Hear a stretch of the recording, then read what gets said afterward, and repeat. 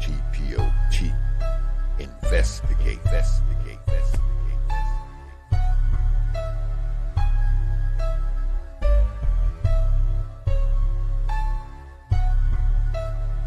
Think about this. Think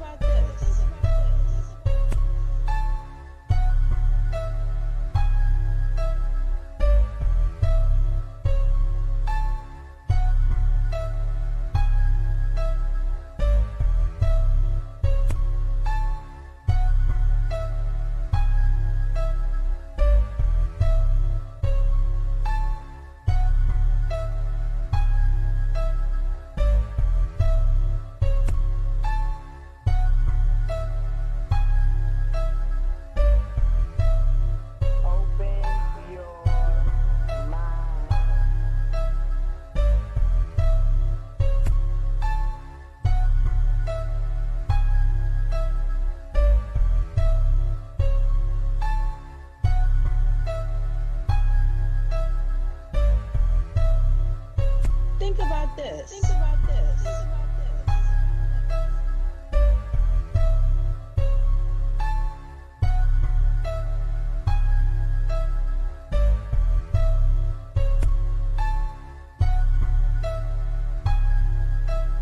T.P.O.T. Investigate.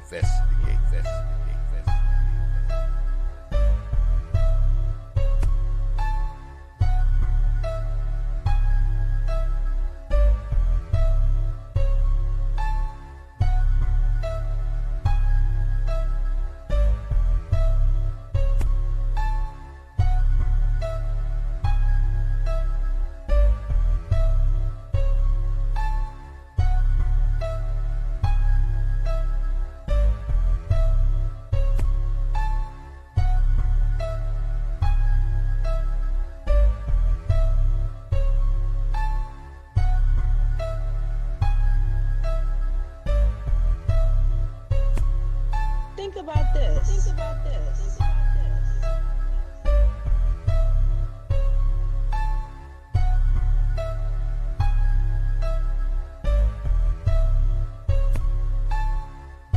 T.P.O.T. Investigate.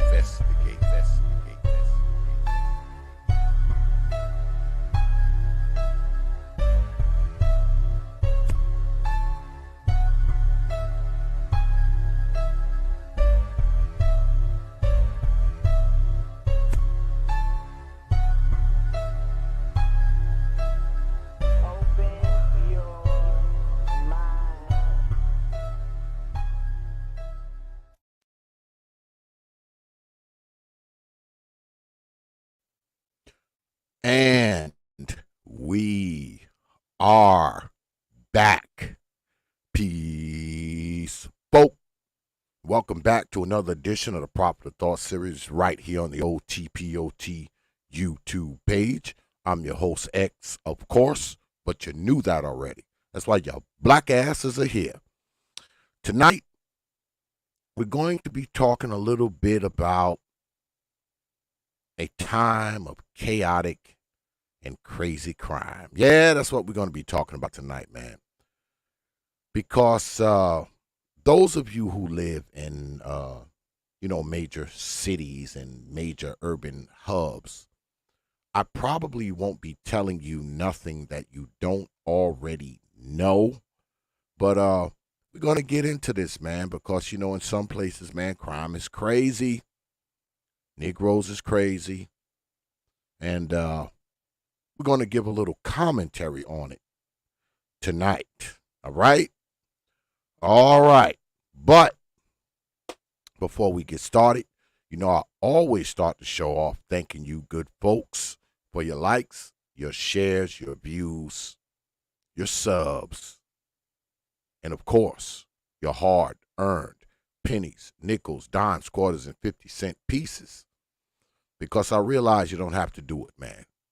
You don't have to show up to these goddamn streams. You don't have to watch these videos. You don't have to share them, like them. And you definitely don't have to drop your hard-earned coins on this platform. But you good folks, man, you choose to do so, man. Night after night, week after week, stream after stream, you are here. And it's appreciated, man. I don't take you good folks lightly, man. I never have and I never will. You got my word on that. I'm humbled. I'm honored. I'm appreciative, man. And most importantly, I'm thankful for all you good folks. All right? All right. So let's get at it. But y'all know before we start the show, we always start it off with that segment that I know is y'all favorite part of the show, the old mama of the day. These old mamas.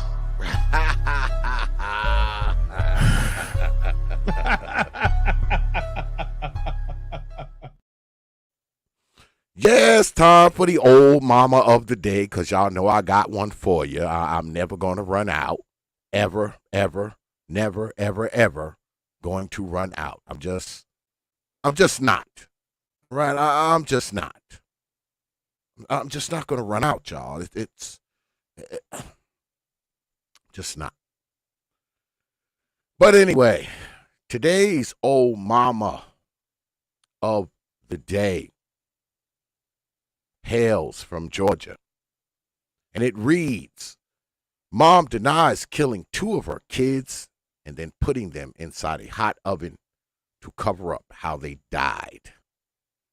A single mother accused of putting her 2 youngest sons in a heated oven at their Atlanta home to conceal the causes of their death has pleaded not guilty at her arraignment.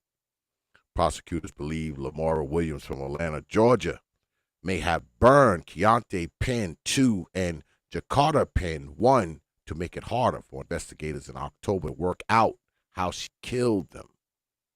Family members have previously claimed that Williams, a single mother of 4, suffered from mental health disorders. No shit. She put the kids in the oven. But we continue. She initially claimed she had left her children with a caretaker. Here's the old mama here. Put the kids in the oven and put it on broil or bake. And I believe these are the 2 kids here, and this is the brother who is their father. 2 little boys that she stuck in the oven. Crazy old mama. But it continues. In February, a Fulton County grand jury indicted Williams on charges that included murder, aggravated assault, and concealing a death, the Atlanta Journal-Constitution reported. She denied 4 charges through her attorney Monday. The remainder of the charges will be addressed at her next hearing.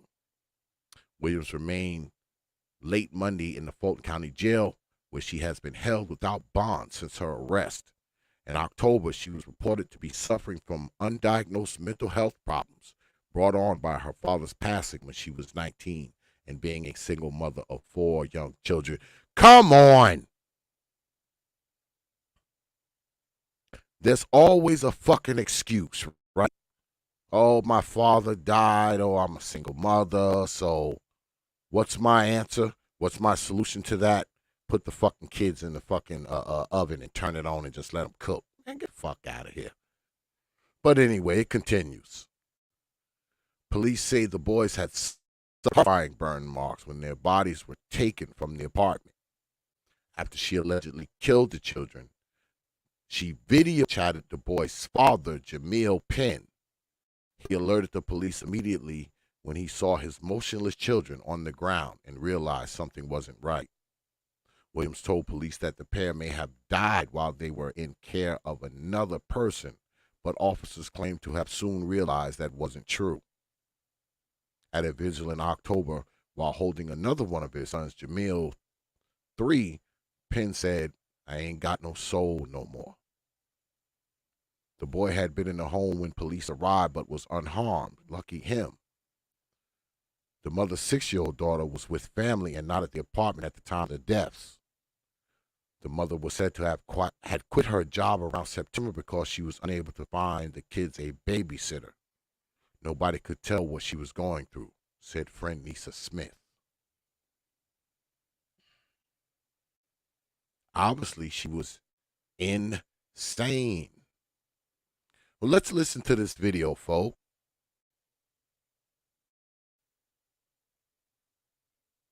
If it's willing to play, that is. And it's not playing. God damn it. Come on. A makeshift memorial outside the apartment where police say an Atlanta mother killed her 2 young sons by cooking them alive in the oven. Lamora Williams is charged with murdering her 1- and 2-year-old boys.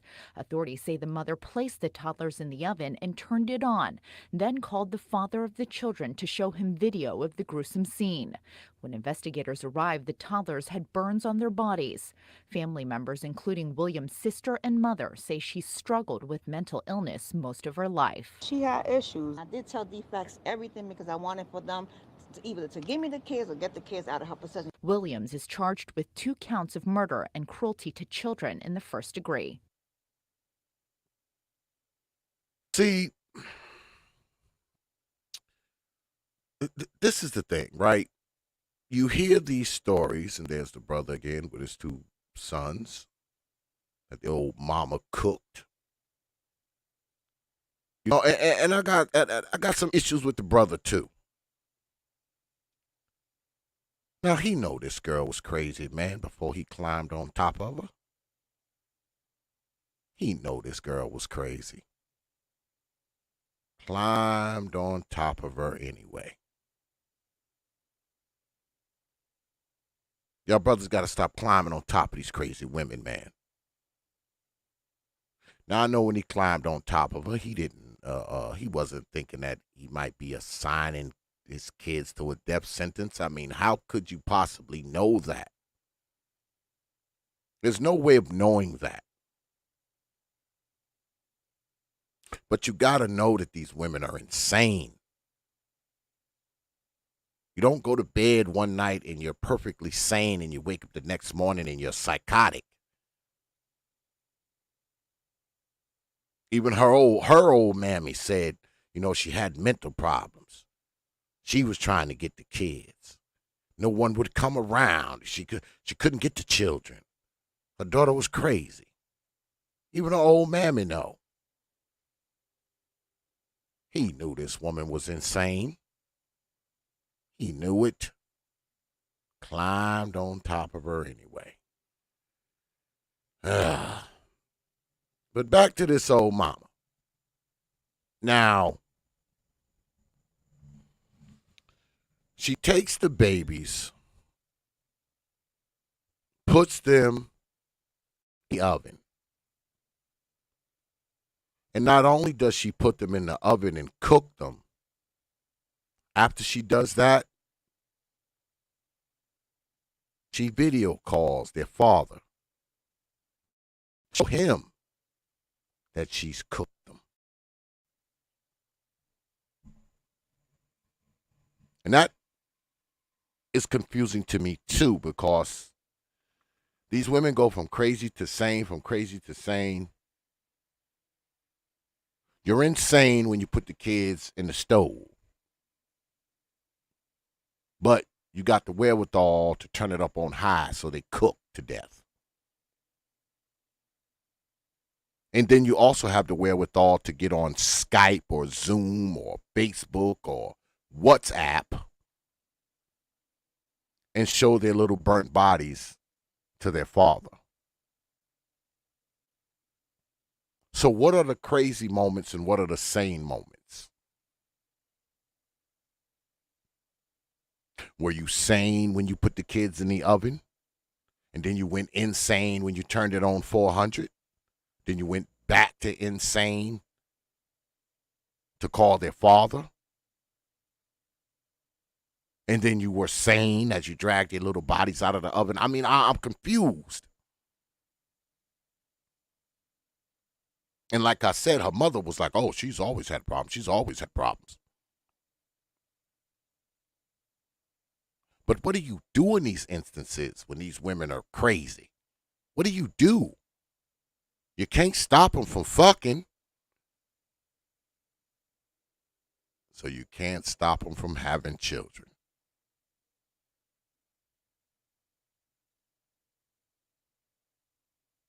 These kids was doomed as soon as they was conceived, man.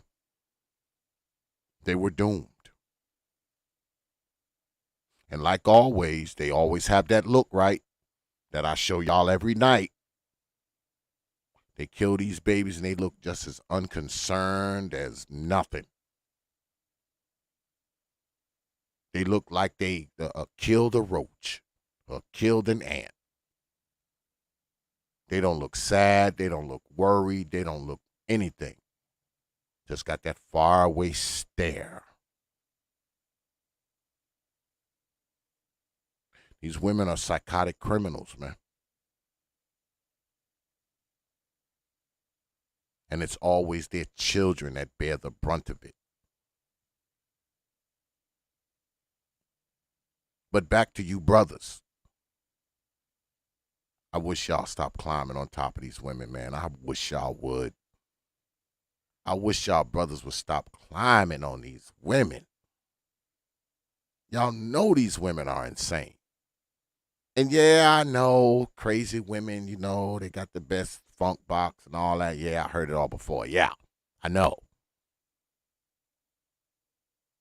But God damn it, if you're going to climb on top of one of these insane women, do whatever you can not to get her ass pregnant. Because if she's insane, you know she's probably not on birth control. Why would an insane person think about birth control? I just wish I would stop climbing on top of these women, man. I do, brothers. Because all y'all are doing is sentencing not just her kid, but your own kid to a death sentence by the hands of a psychotic, criminal old mama.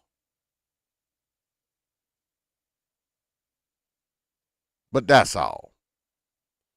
But speaking of the criminal element, because that's what we're talking about tonight, I got an update for y'all on the bodega worker.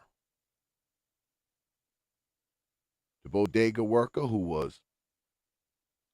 got into a fight and had it here. At least I thought I did. Here we go. The bodega worker got into a brawl out there in Manhattan. It says here the Manhattan District Attorney, well, up here says murder is dropped against Harlem bodega worker Jose Alba. Manhattan District Attorney Alvin Bragg dropped murder charges Tuesday against Harlem bodega worker Jose Alba, writing that there was evidence the deli cook acted in self-defense. No shit. Alba's gruesome stabbing of Austin Simon on July 1st sparked a public discourse about whether the second-degree murder charges were justified. Even Mayor Adams chimed in. Alba, 61, said from the beginning that he feared for his life when a younger, taller, and clearly angry adversary stormed behind the Blue Moon bodega counter demanding an apology for his offended old mama and her 10-year-old daughter. After 3 weeks, Bragg's office asked the judge to dismiss murder charges against the beleaguered bodega worker, noting the evidence of self-defense. The people have determined we cannot prove beyond a reasonable doubt that the defendant was not justified in his use of deadly physical force, Assistant District Attorney Jennifer Segal said in a motion filed in Manhattan District Court The motion brings a likely end to a nearby 3-week ordeal for Alba, who suffered knife wounds during the melee and spent 5 days on Rikers Island before making bail. Alba was glad to hear the news. Francisco Marti, founder of the Bodega and Small Business Association, sat outside the worker's apartment, but Alba himself did not speak to the press, only showing a knife wound on his arm through the door of the residence. Mr. Alba has lived in New York City for 35 years since immigrating from the Dominican Republic in a search of a better life.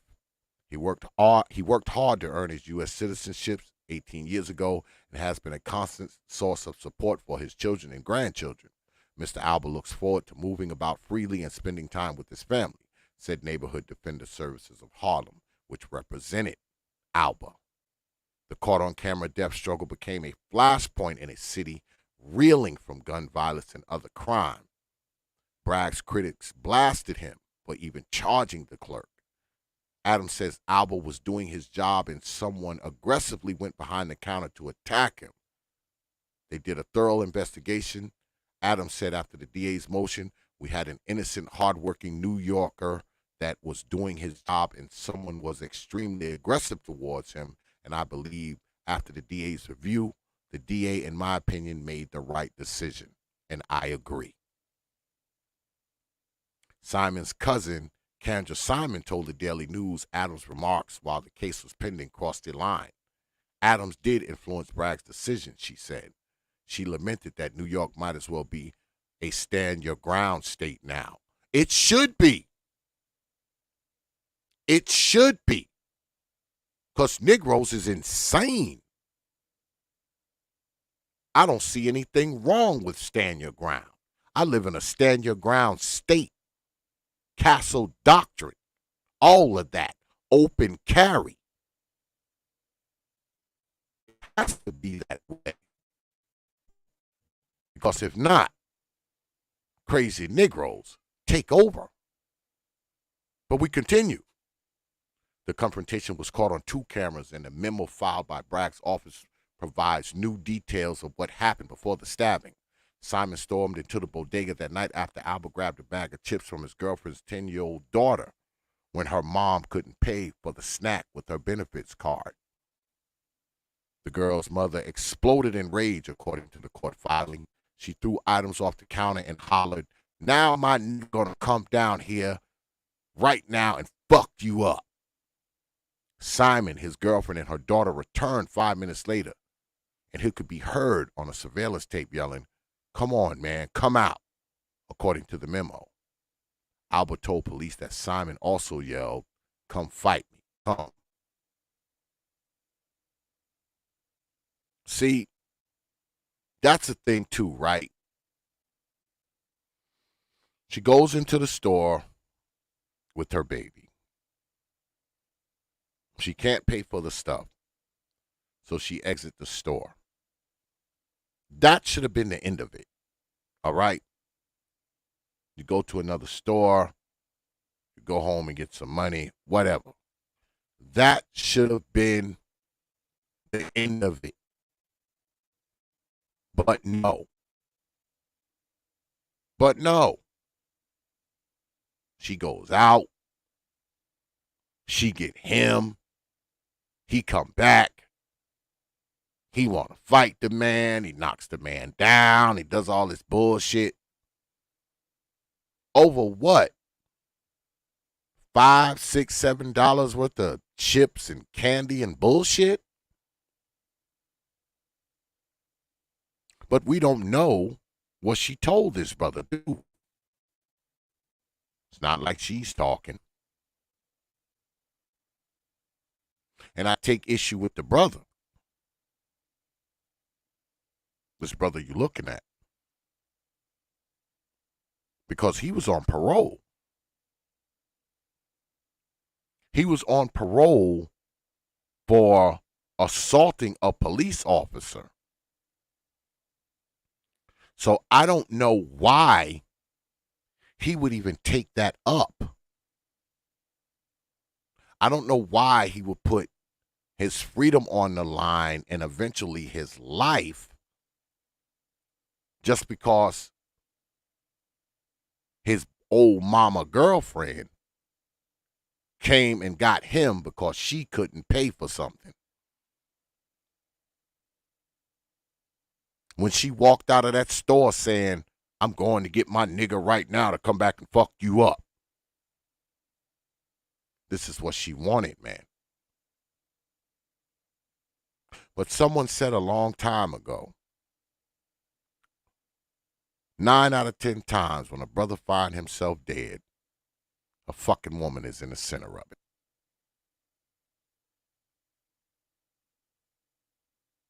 He became her drone that night. She was upset, mad, embarrassed, I don't know, shamed. So she goes and gets this brother.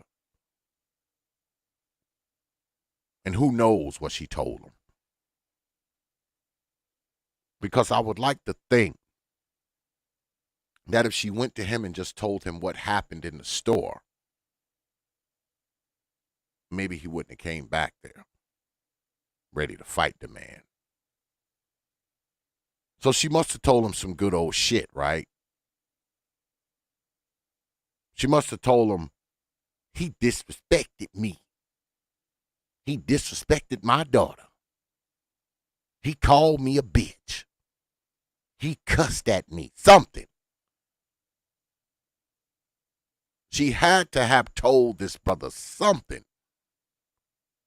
for him to come back, run behind the counter, and attack a man twice his age. Because this dude was 61 years old, man. This brother, he is 35.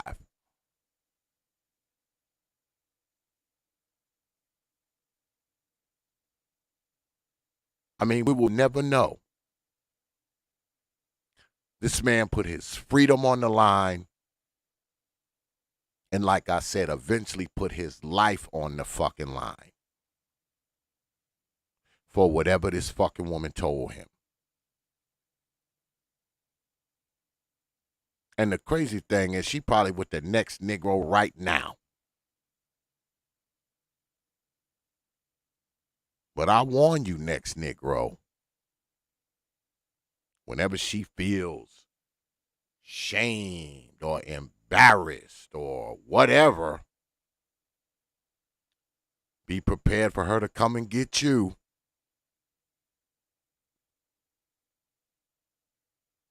Because she likes drones.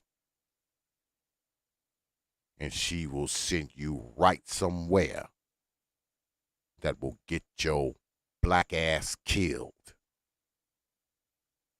Like this brother here.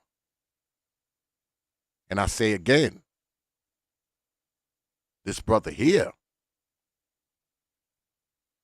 I mean, you can't be willing to just jump up and fight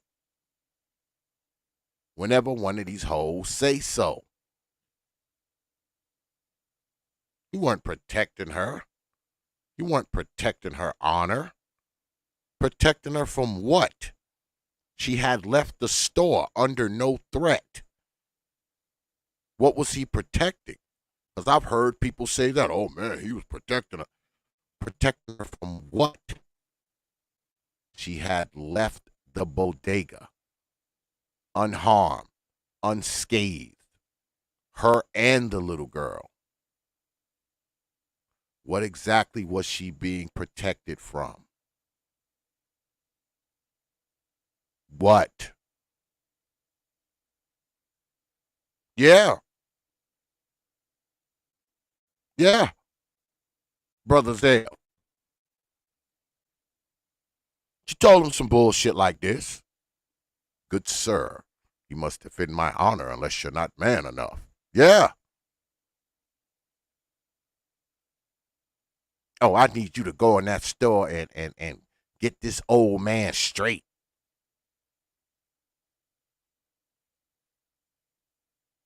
And like I said, this dude was already on parole, man. He was already on parole. So the last thing he should have been doing was trying to go fight anybody. The last thing he should have been doing is running up in a damn bodega knocking down a 60-something-year-old man. And shit, maybe the last thing he should have been doing was being with her ass.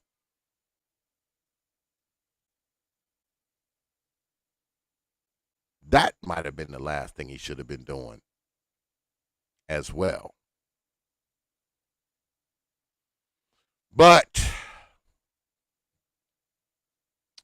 we're going to go into this, man. We're going to talk about some of this crime. Like I said, man, the old man shouldn't have been charged in the first goddamn place. Shouldn't have been charged in the first place. Just from the video alone. But you know who they should charge? Her black ass. Her black ass. All right? Because usually when something like this happens, if you are a catalyst or you facilitate this and someone ends up dead, they usually charge you with the murder. Right? So I don't know how she didn't end up getting charged. I'm confused on that one. Yeah, I'm confused on that one. But let's get into it. Where do we start? Let's start here with the 7 different types of crime. Crimes against persons. Crimes against persons, also called personal crimes, include murder, aggravated assault, rape, and robbery.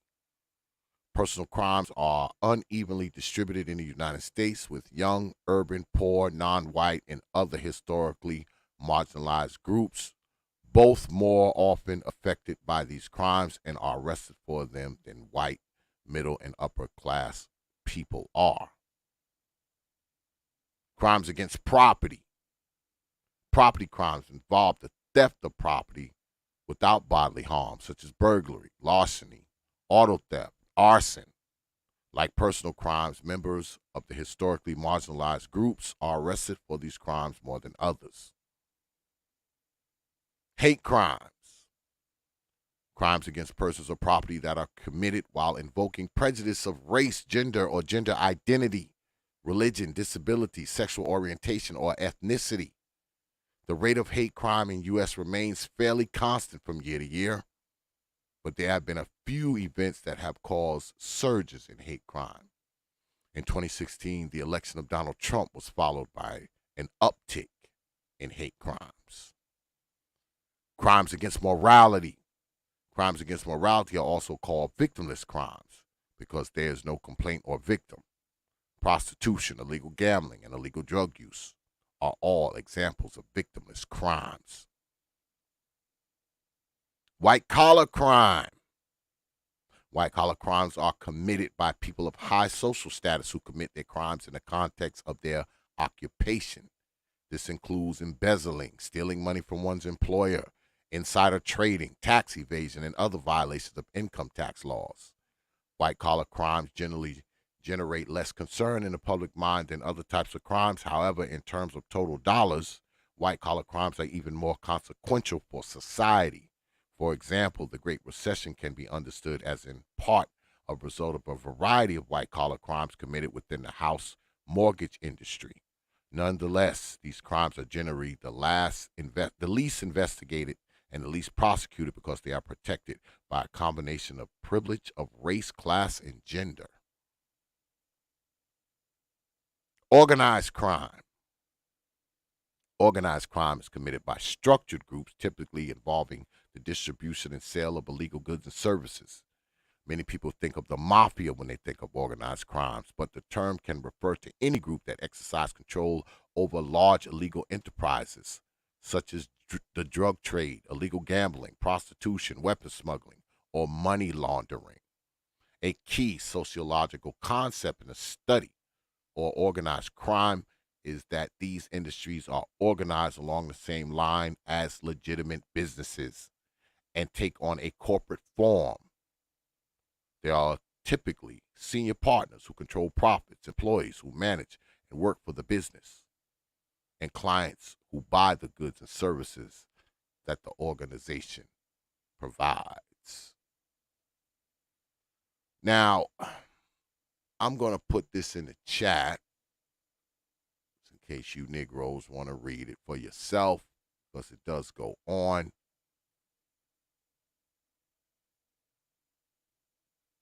Don't take my word for it. Read it for yourselves. Come to your own conclusions. Negroes, come to your own conclusion. But we continue. Now they say crime is down, right? Across the country. Right? They say it's down. But let's go here. It says here, this is USAFacts.org. And yeah, I know. It's the white man's data. So just take it with a salt mine. You know, just take it with the salt mine. That's all. But let's take it with the salt mine. Uh-oh, Sir Ism is in the house. Sub-only chat? No. It's sub-only?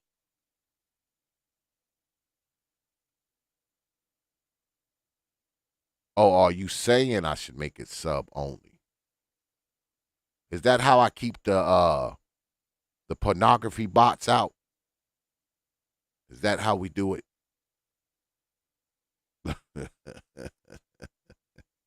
That how we do it. But it says here on the old USAFacts.org, it says, is the criminal justice system working? Is the country getting safer? It says here more than 5.6 million Americans were in prison, jail, or under probation or parole when counted in 2020, a 13.3 decrease from 2019. So they're saying less people are in jail. The total prison population decreased 25% between 2009 peak and 2020. Half of the prison population decline between 2009 and 2019 was due to fewer prisons whose most serious offense was a drug crime. Or they let some drug offenders out. Arrests per 100,000 people in 2020 had their largest yearly decline in at least 35 years. Violent crime rose 5.6% between 2019 and 2020, while property crime decreased 7.8%. The number of police officers per capita fell 5.9% between 2009 and 2020. Firearm deaths increased 43% from 2010 and 2020, accounting for 1.3% of all deaths in 2020. And here, down here, they have the graphs for what we just read. They say the COVID-19 pandemic caused fewer local jail admissions, state and federal prison admissions, and declines in the 2020 probation population. That's because they weren't putting people in jail.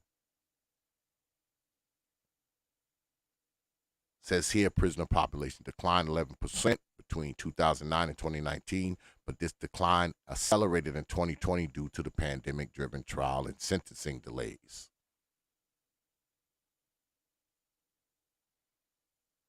Down here, they have another graph. They said, plus the proportion of the prison population that was black or Hispanic decreased from 58% to 55%, while proportion of the nation's black or Hispanic population rose from 28% to 31%. So what they're saying is there's more black folks, but the amount of people in prison who are black or Hispanic is down by 3%, even though the population rose by 3%. Take what you want from that. Arrests for each of the top 3 most common offenses dropped, but drug abuse arrests declined the most, seeing a 31% drop in 2020. That's because weed is legal in many places. Violent crimes rose 5.6% between 2019 and 2020, while property crime decreased. According to a preliminary 2020 data from 85% of police departments, murder increased 29.4% between 2019 and 2020.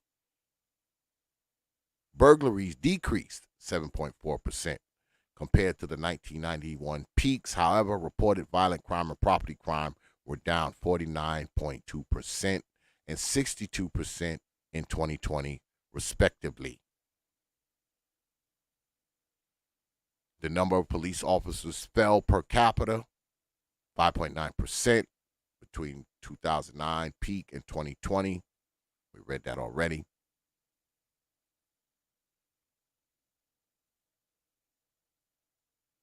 Says the use of force data is limited and delayed, with 41% of federal, state, local, and tribal law enforcement agencies providing use of force data to the FBI in 2021. This represents 54% of officers. But here's the one. Firearm deaths increased 43% from 2010 to 2020, accounting for 1.3% of all deaths. But they do say 54% of all firearm deaths were suicide. 43% were homicides. I will put this in the chat as well so you can look at these graphs for yourself. Don't just listen to me. Read it for yourself. Come to your own conclusions. Negroes. Come to your own conclusions. Don't just listen to me. But we continue. We continue. We go here. Picture of y'all president. Well, I guess all of our president. I don't know. Call it whatever you want. It says tackling gun violence, protecting communities.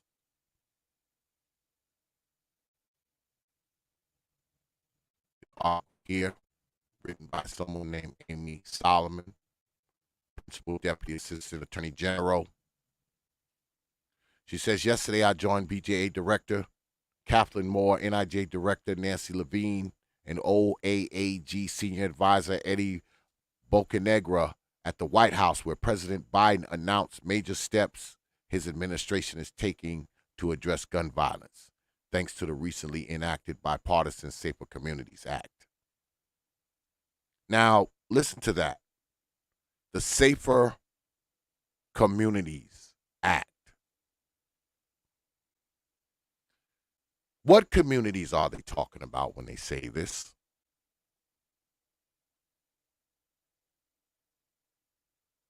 Is this going to make the hood safer? Because let's think about it, right? Anytime the federal government puts some law in, banning something, banning some type of weapon, banning some type of something, does crime go down in the hood? Does it go down in the hood? Do gang members stop killing each other?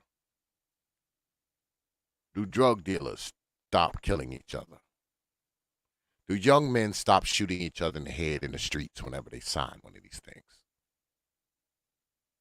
Maybe they do. Maybe y'all see them. I'm old. I don't see it. What am I missing? Can someone tell me? What am I missing?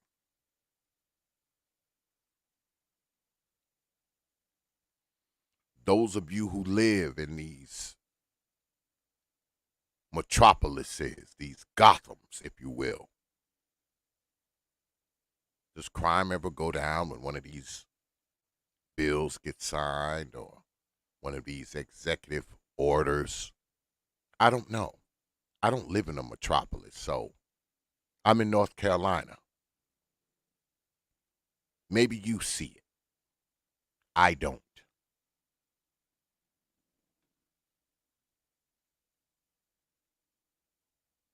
Now,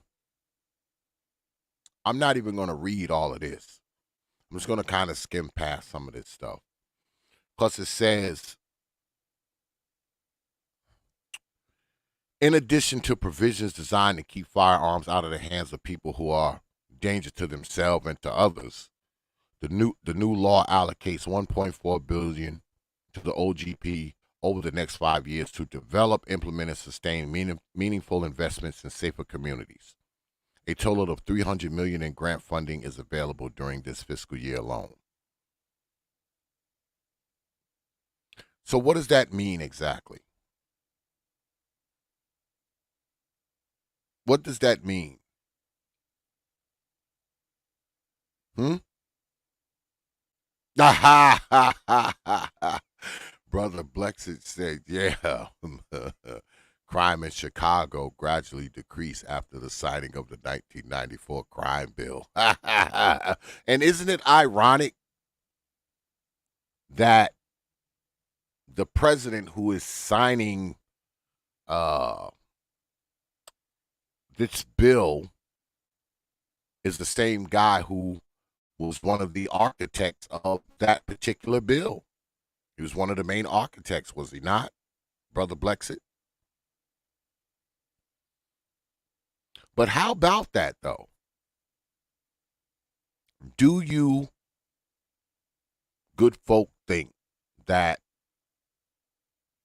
there should be another crime bill? Should there be another crime bill? What's good, Brother A. Truism? I see you up there, brother. Do you good folk think there should be another crime bill?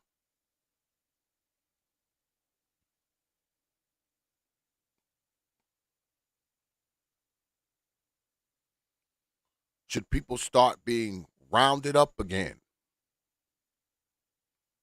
Should mass incarceration become a thing again?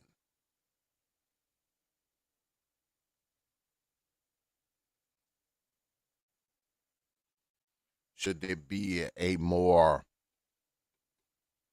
tough on crime approach,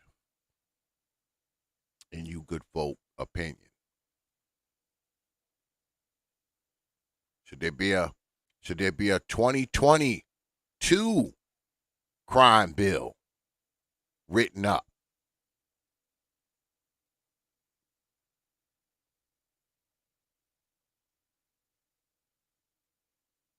Do y'all think the 1994 crime bill was a good thing? Was it a bad thing? Y'all think? Brother Blexit said crime went down in Chicago because of that crime bill. Brother Perfect Black, what's good with it, man? I see you up there, brother. Brother Blexit said crime went down. But I'm not going to bore y'all with all this gobbledygook. You want to go look at this article, I will put it in the chat. You can read it for yourself. Come to your own conclusions, because that's how we do it here. But we continue. We continue.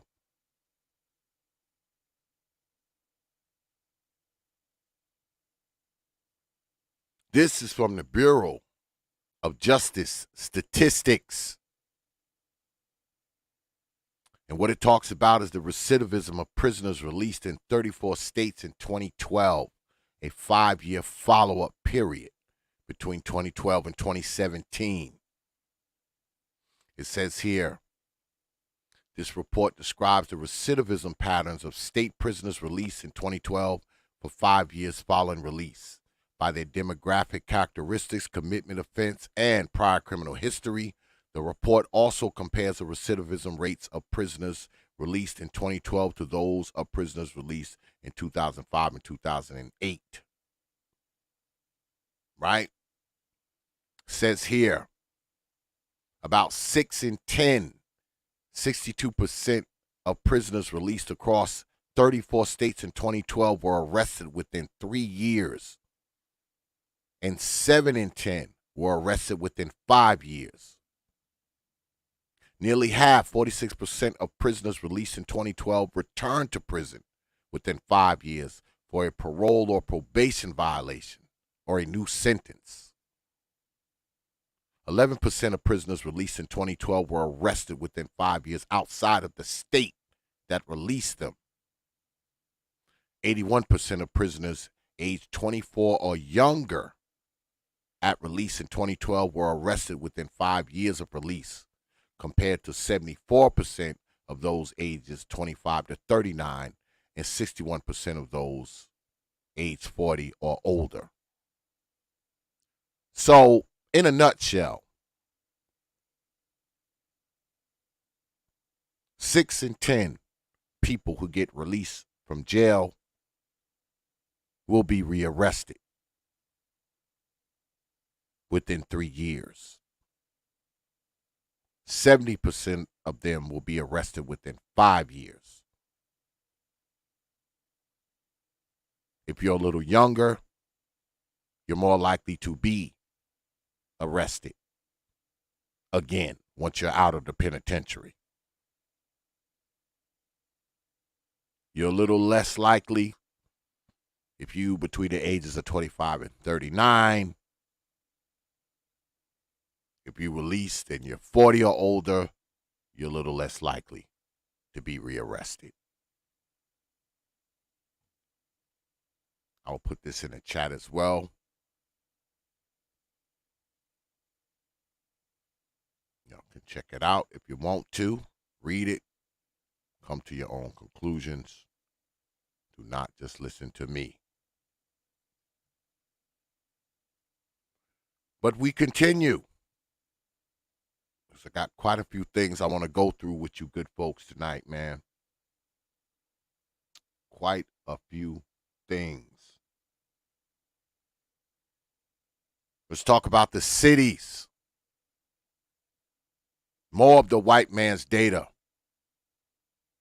And this is pretty recent. This article was written in February of this year. All right? So you're talking 5 months ago. We read. It says crime is surging in the U.S. It's only getting worse. Homicides. Here's a damn pop-up. God damn it. Homicides increased by 7% in 2021, and gun violence has been on the rise since 2014, with deadly shootings in large cities up by 80%. Deadly shootings in large cities up by 80%. And that's the thing. What's good, brother Free Zone Lou? I see you up there.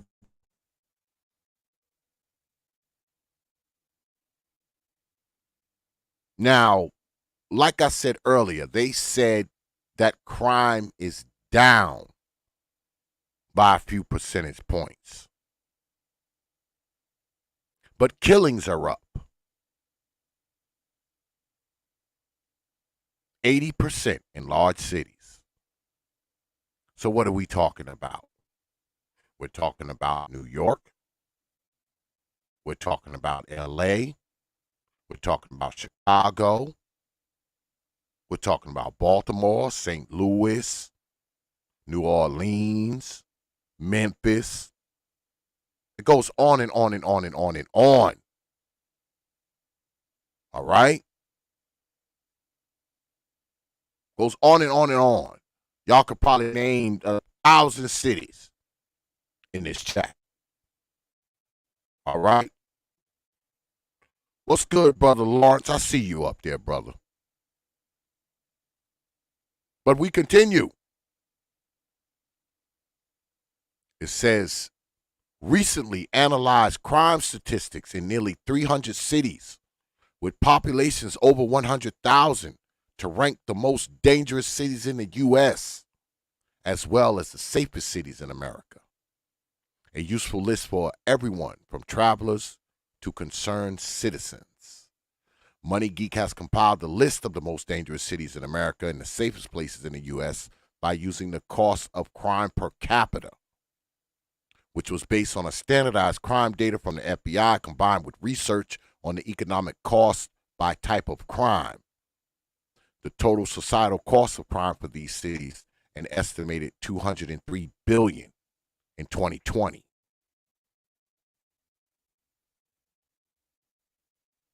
So let's go down. Let's see. Determining the most dangerous cities in America, there were several U.S. cities that had increases in crime that were significant.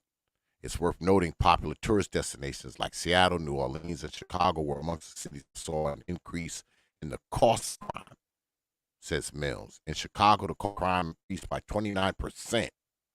In NOLA, which is New Orleans, Louisiana, Negroes, the increase was 40%, and in Seattle, it was 42%.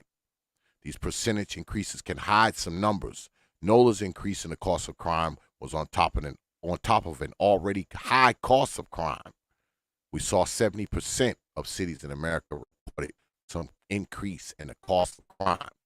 Because crime does cost, right? It does cost. And we're going to get into that tonight, too. It says, so why should people care about the cost of crime? 2 reasons. The cost of crime we've calculated provides weights that can help us understand relative differences in crime rates that captures the impact of the crimes reported. Second, the cost of crime estimates used in our ranking reflect all of the costs of crime in a community, the impact to a victim and the community, and remind us all that crime has an impact on our communities. I like to believe that the cost of crime reminds us how communities that struggle with crime pay for it in a variety of ways. But let's go down. Let's get down to it. Let's get down to it. The 10 most dangerous cities in the U.S. St. Louis, Missouri comes in at number 1. Jackson, Mississippi comes in at number 2. Detroit, Michigan, number 3. New Orleans, Louisiana, number 4. Baltimore, Maryland, number 5. Memphis, Tennessee, number 6. Cleveland, Ohio, number 7. Baton Rouge, Louisiana, comes in at number 8. Kansas City, Missouri, number 9. Shreveport, Louisiana, number 10. Glad I don't stay in none of these goddamn cities. And I know y'all look up here and y'all like, oh, why Chicago ain't up there? Why Chicago ain't up there? You know why Chicago ain't up there? It's because Chicago is a much bigger city and they do it per capita. In other words, per 100,000 people. Even though there are more shootings in places like Chicago, guess what? There's more people. So the shooting victims fall under a smaller percentage point.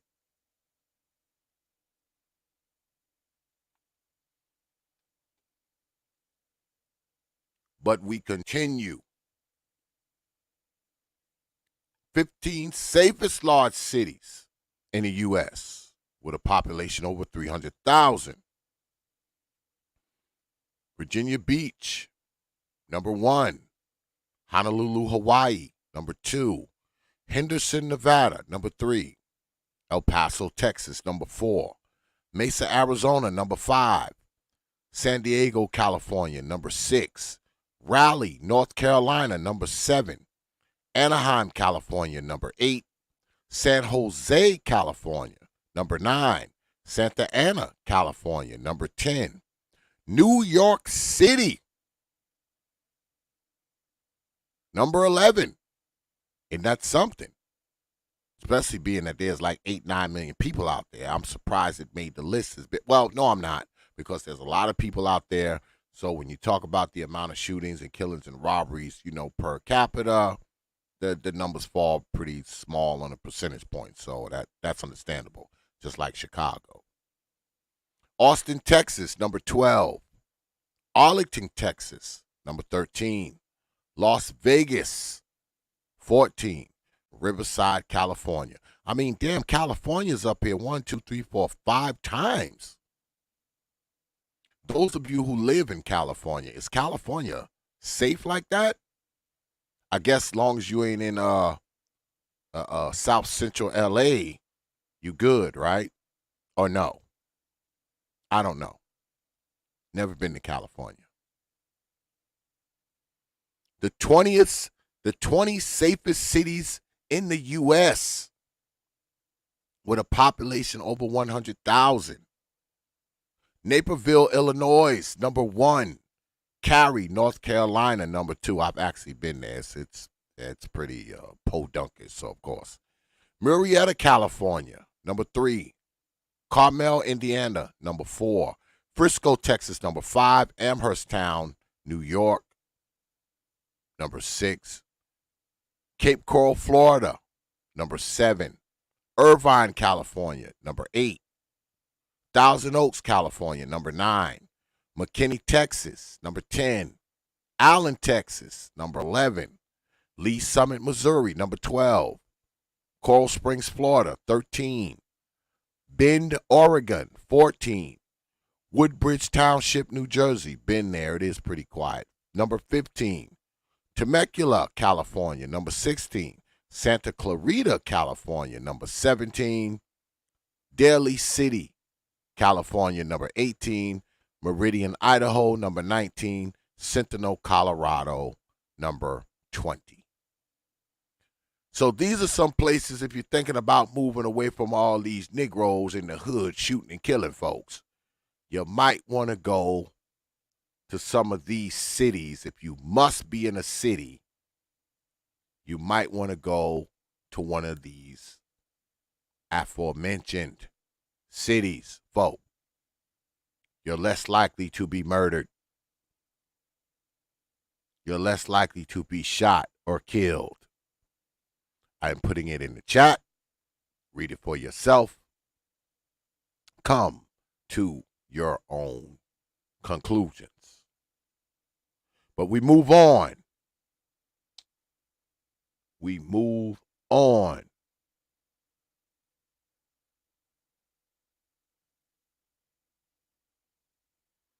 Let's see.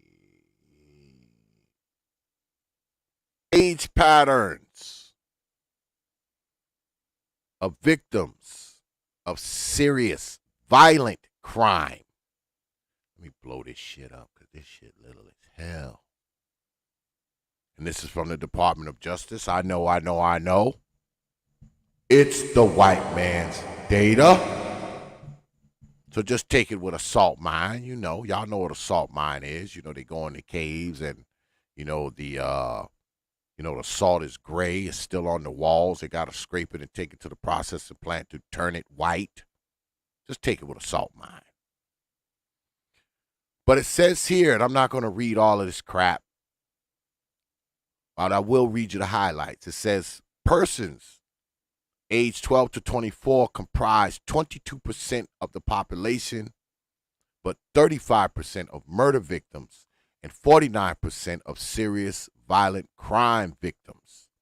It says persons aged 25 to 49 constituted 47% of the population, 53% of the murder victims, and 44% of the serious violent crime victims. Persons 50 or older made up 30% of the population, 12% of the murder victims, and 7% of the serious violent crime victims. Persons 18 to 21 were the most likely to experience a serious violent crime, and blacks in that age group were the most vulnerable.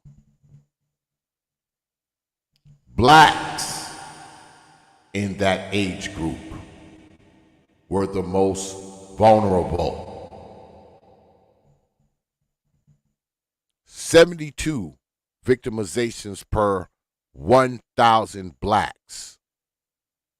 50 victimizations per 1,000 Hispanics. 46 victimizations per 1,000 whites. More than 52% of all rape, sexual assault victims were females younger than 25.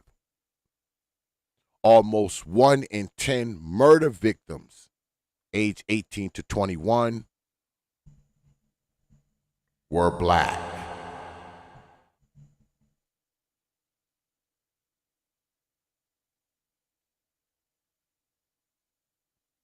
But let's go down.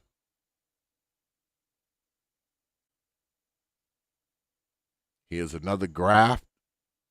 Rates of serious violent crime for 18 to 21-year-olds, 17 times higher than for persons age 65 or older. Of course, I mean, if you're 65 years old, what the fuck you doing still out there committing crimes? You're just a dumb old motherfucker if you're in your 60s and you're still out there selling dope, shooting folks, and carjacking. You're a little old for that shit. But we continue.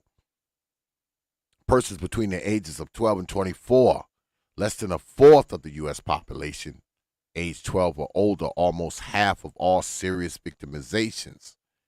Persons age 40 or older, almost half of the population, age 12 or older, less than a fifth of the serious violent victimizations. And they show another graph here. Here we have murder, rape, and sexual assault. And like we said before, persons under age 25, 22% of the general population account for 35% of the murder victims. The youngest and the oldest of the population have the lowest rates of murder, less than 0.05% per 1,000 persons. The pattern of murder victims resemble that of victims of other serious violent crimes. Rates increasing from the very young, cresting at ages 18 to 21, then decreasing. And we go over to the rape. Slightly more than a fifth of all rape and sexual assault victims were age 18 to 21. The average age for victims was 27.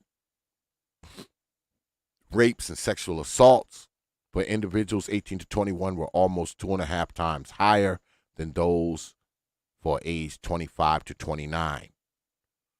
Persons age 50 or older almost had a third of the general population, age 12 or older, comprised 3% of rape and sexual assault victims. And more graphs. More graphs, pretty much the same with robbery, aggravated assault. We come here. Serious violent crime by race and Hispanic origin. When you look at the percentages of the crimes, you see white, black, Hispanic.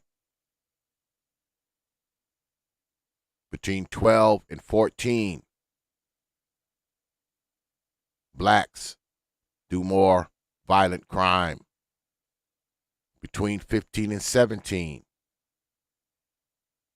Hispanics do more violent crime. Between 18 and 21, blacks again. Between 22 and 24, our black asses again. Between 25 and 29, our black asses again. But it's close. The Hispanics are right there behind us. But here is where the stark difference is. All right? Okay? And we're talking about the victims. We're not talking about the people who commit the crimes. We're talking about the victims. Between 30 and 34, we're at 40% compared to Hispanics, looks like maybe 16%, and whites at 18%. We are at 40% when it comes to being the victim.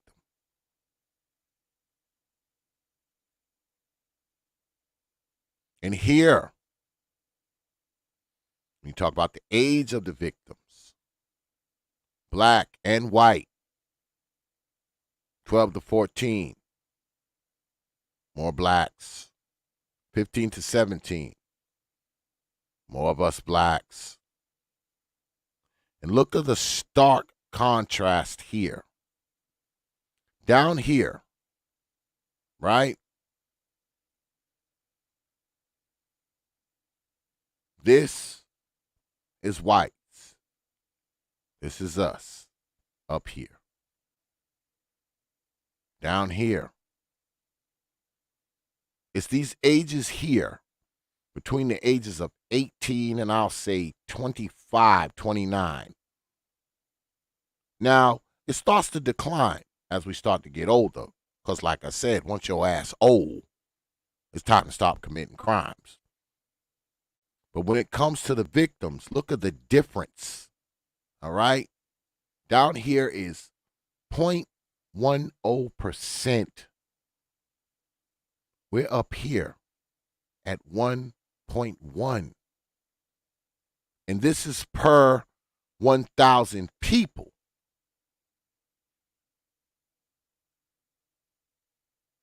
Then again, between the ages of 22 and 24,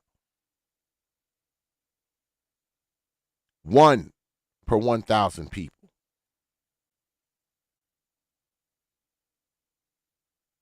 You see?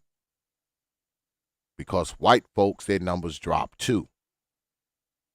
But we never get close to their per capita numbers.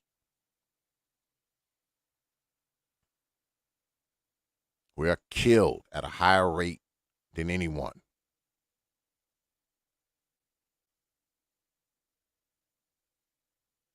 Well, it says here, blacks and Hispanics across all age groups were more at risk from violence than whites of comparable age.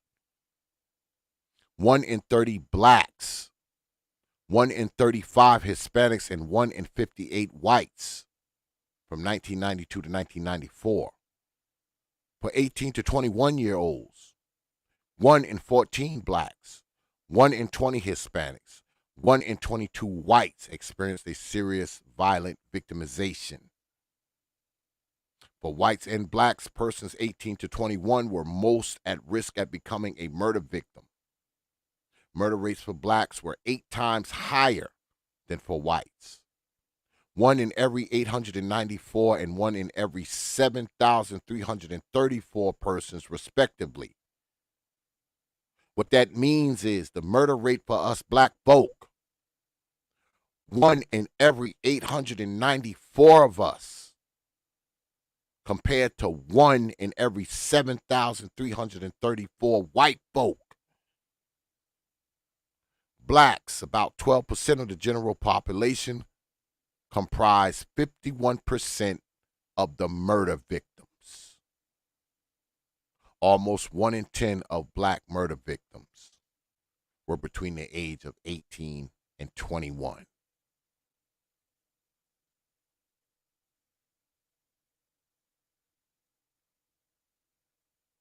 More graphs when it comes to murder of course, because this talks about the sex of the victim, of course, more men get killed than women. All right? That's just a fact. It says murder rates for males 18 to 21 were 6 times higher than for their female counterparts. I mean, we all know that more men get shot in the head than women do. Nothing ever happens to women.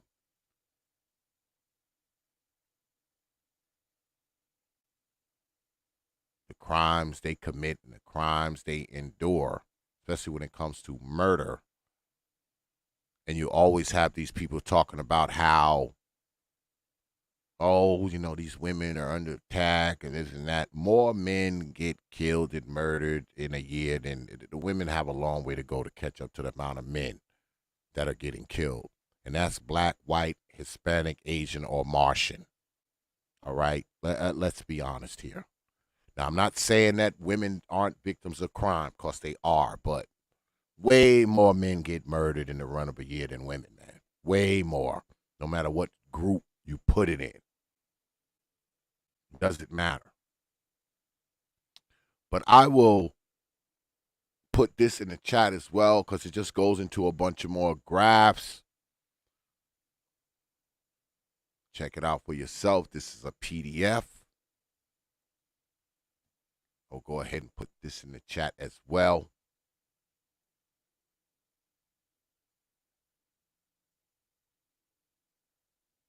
Read it for yourselves. Don't take my word for it. Plus, I'm kind of squinting, so I can't really read the way I want to. Like operating with 1.5 eye. My eye is getting better, though, y'all. It still kind of tears up a little bit because of the antibiotic drops, but it actually feels a lot better. I mean, it was fucking with me, man, for a few days, man. I mean, I would wake up and this shit was like hurting, like somebody was stabbing me with a pair of scissors in my fucking eyeball. But it actually feels a lot better. The last couple of days I woke up, it wasn't hurting. It's not hurting now. I mean, it's still a little swole, but it's not, it's not bad because I can kind of see out of it. But the drops, I'm taking these antibiotic drops, so, it's still a little watery. It still tears a little bit, but it is getting better, so. But we move on. We move on. Because I got one more thing I want to show y'all. One more thing. One more thing I want to show y'all.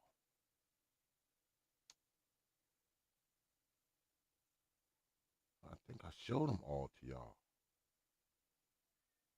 I think I did. Let's see.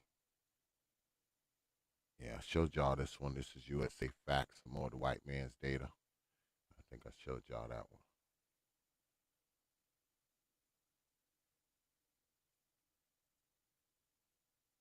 I showed y'all this one too. I showed y'all all the shit.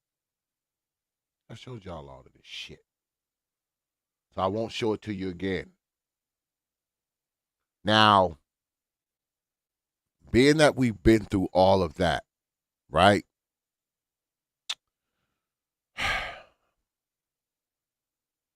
I want to show y'all something, right? Because this is a case that I've been talking about, and we're going to stay on it at T.P.O.T. We're going to stay on it. We must stay on it. This, the OG who was murdered in Philadelphia, right? Let's listen. Man in North Philadelphia with a traffic cone. The suspect just 14 years old. Our Shawnette Wilson with the details. Police are making significant progress in arrests and charges in the murder of a 73-year-old man that sent anger and disgust throughout the city. Today, we are getting a first look at one of the teen suspects wanted in a deadly attack on a North Philadelphia man. He is 14-year-old Richard Jones. Philadelphia police released his picture today after he was charged as an adult with third-degree murder and conspiracy. It stems from the attack on 73-year-old James Lambert, who died a day after it happened. The charges come on the heels of Jones and his 10-year-old brother turning themselves in with an attorney yesterday. The district attorney's office says the 10-year-old was released and has not been charged. Sources tell Fox 29 Jones is the first seen in this surveillance video to hit Lambert with a traffic cone. It happened June 24th around 2:30 in the morning on Cecil B. Moore in North Philly. And we've also learned today from sources that authorities have identified one of the girl suspects in the video. They say she is seen on camera striking Lambert 3 times and possibly again off camera. Lambert died from blunt force trauma to the head. Police say he fell to the ground after being attacked. Police continue to search for several other suspects involved. Reporting from police headquarters, Shawnette Wilson, Fox 29 News. Now, like I said, we're going to stay on this case. And I think I showed y'all this as well.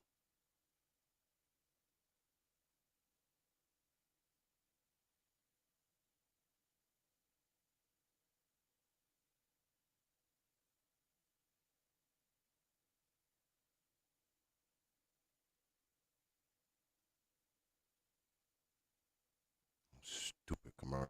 Hold on.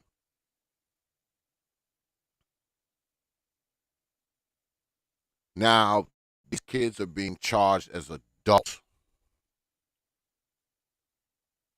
I agree with that. Charged a second teenager in the deadly beating of a 73-year-old man in North Philadelphia. Eyewitness News reporter Ross DiMattei has been following all of the developments in this case. He's joining us live from police headquarters with these new details for us. Ross, good morning. Good morning to you, Janelle. Of the 7 suspects that we have seen in that horrific and disturbing video, 4 of them have now turned themselves into police, including 2 teenage girls who came forward yesterday. But only one of those girls is facing charges this morning. She is the 14-year-old seen in this video striking 73-year-old James Lambert 2 different times with a traffic cone, and yesterday she turned herself into police. She is being charged as an adult with third-degree murder and criminal conspiracy in connection with the beating death of Lambert on the 2100 block of Cecil B. Moore Avenue in the early morning hours of June 24th. Her attorney identified her only by the initials GM. He plans to ask the judge for leniency, arguing she is not a danger to the public if she's placed on house arrest. This is a bigger issue, not just small. So, you know, if the play is to lock up these children for a long period of time, do you think that's going to fix the problem that we have? I would say it's not. My goal is to keep her in the juvenile system, into a school. That's no questions asked. And our cameras captured the second teenager turning herself in at police headquarters yesterday. You can see the 13-year-old was shielded by her mother and other family members. According to her attorney, an arrest warrant was issued for her on third-degree murder charges, but she was later released from police custody and is not being charged.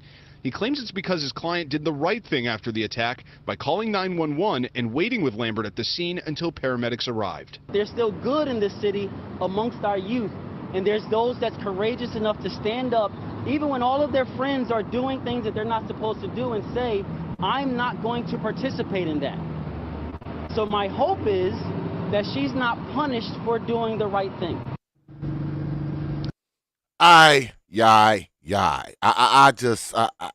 This brother, I know he's a lawyer. He gotta, you know, he's gotta defend him. I get it, but still, brother, come on, man. Just come on. Just come on. She was out there running along right with him. You can see her ass on the camera. She was part of it. Don't try to make it seem like she's some fucking hero because she called 911 after they had beat the fucking man to death. All right? I could see if she had got out there and stopped them before they beat him to death, I'd be clapping too. Don't try to get up here and try to act like her little ass is some kind of fucking hero because she called 911 after they had threw rocks at the man and beat the man to death. She's no fucking hero, man. All right? And her old mama ain't shit. How about that? Because where was her black ass at when her 13-year-old daughter is out in the middle of the street helping kill a man at 2:30 in the morning? Where were you, Mom? Where were you? Has anybody thought about that? Where were these kids' old mama at when all this was going on? 2:30, 3 o'clock in the morning. Where were they? Your kids out 3 o'clock in the morning? They're 10, they're 11, they're 12, they're 14. Shit, I was 16 years old with my own fucking car. And I wasn't allowed to be out till 2 in the morning. I was 16 with my own car and an after-school job. But I wasn't allowed to be out at 3 o'clock in the morning.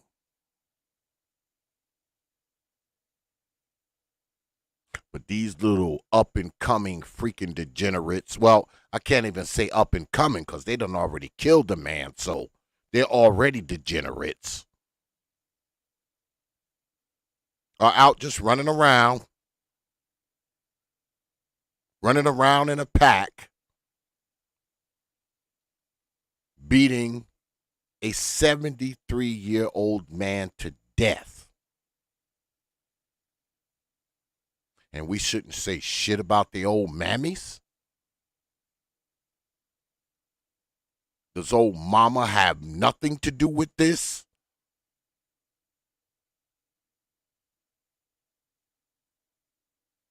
Mama has no blame? Has anyone interviewed the old mammies? I'm sure they haven't. Because old mama don't want to talk. Because the first thing they're going to be asked is, where were you? Second question, what's an 11-year-old doing out at 3 o'clock? They will never speak. You will never hear from them. Nothing. And I mean nothing. They're part of the problem. They're most of the problem. They're the ones who influence these fucking degenerates. They're the ones. Can you imagine what goes on in the houses that these kids live in? A kid that's out 3 o'clock in the morning beating a 73-year-old black man to death. Can you imagine the chaos that goes on in that house? But let me guess. The kids are like this. But boy, when they go home, mom is like freaking Claire Huxtable, ain't she? She's Claire Huxtable at that house, ain't she? That's what people would like you to believe, right? Oh, you can't blame the mother. Her mother doesn't have anything to do with it. I'll tell you what you do. These little degenerate-ass kids that you see, follow them home and knock on that door. And tell me what you find behind that door. If you find a scene from the Cosby Show, shit, I'll give your ass $1,000. Make sure you stream it now. Send me the video. I will cash app your ass immediately. But that video's not coming, is it? And I don't mean just follow these little set-the-wells that killed James Lambert home. Any of these freaking degenerate kids that we see all the time. Go to their house. Why do you think these kids are like this? You think they just woke up one day and decided to taunt some old man and beat him over the head with traffic cones? They were these upstanding young students the day before. But they just woke up one day and started taunting this old man.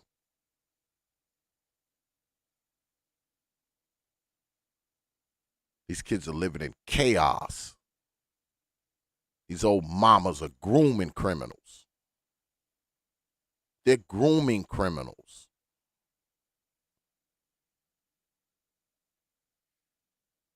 And no one wants to say it. No one wants to admit it. No one wants to cop to it.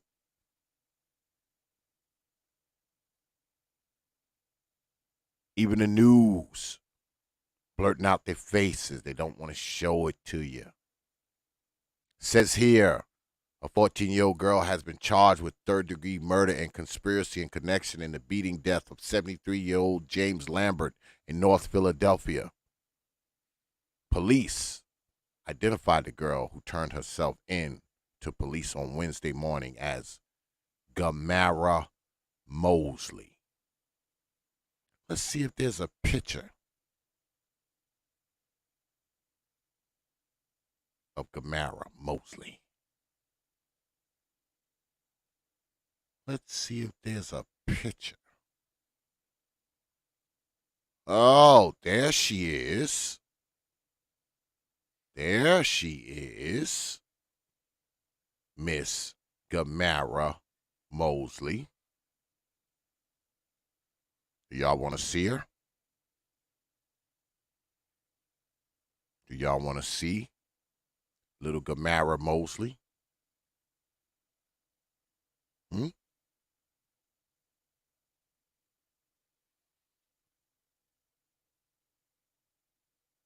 Oh, here we go. T.P.O.T. InveXtigates. Hold on. Hold on. But you know, we ain't letting this case go. We're not letting this case go. Let's take this down. Let's bring this up. Y'all might have knew about this. My ass might be behind the times here.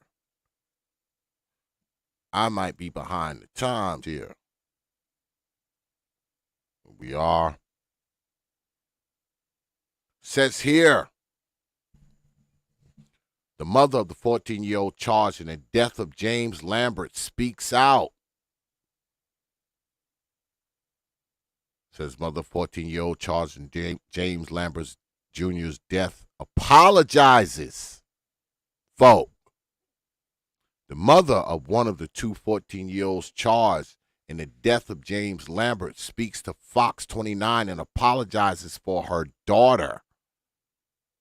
Philadelphia young teenagers are being charged as adults, which as they should be. Like I always say, you do adult criminal shit. You get an adult criminal charge. You go through an adult criminal trial and you do adult criminal time. And I'm surprised, being that it's up north. I mean, you know, they pretty lenient on bullshit up there. Down here, that shit don't fly. They don't give a fuck how old you are.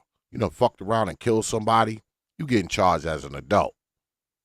You're going to have an adult fucking charge, an adult trial, an adult fucking, an adult fucking conviction. And you're going to do some adult time. They don't look at you, oh, you know, they're just a kid. Nope. You done fucked around and killed somebody.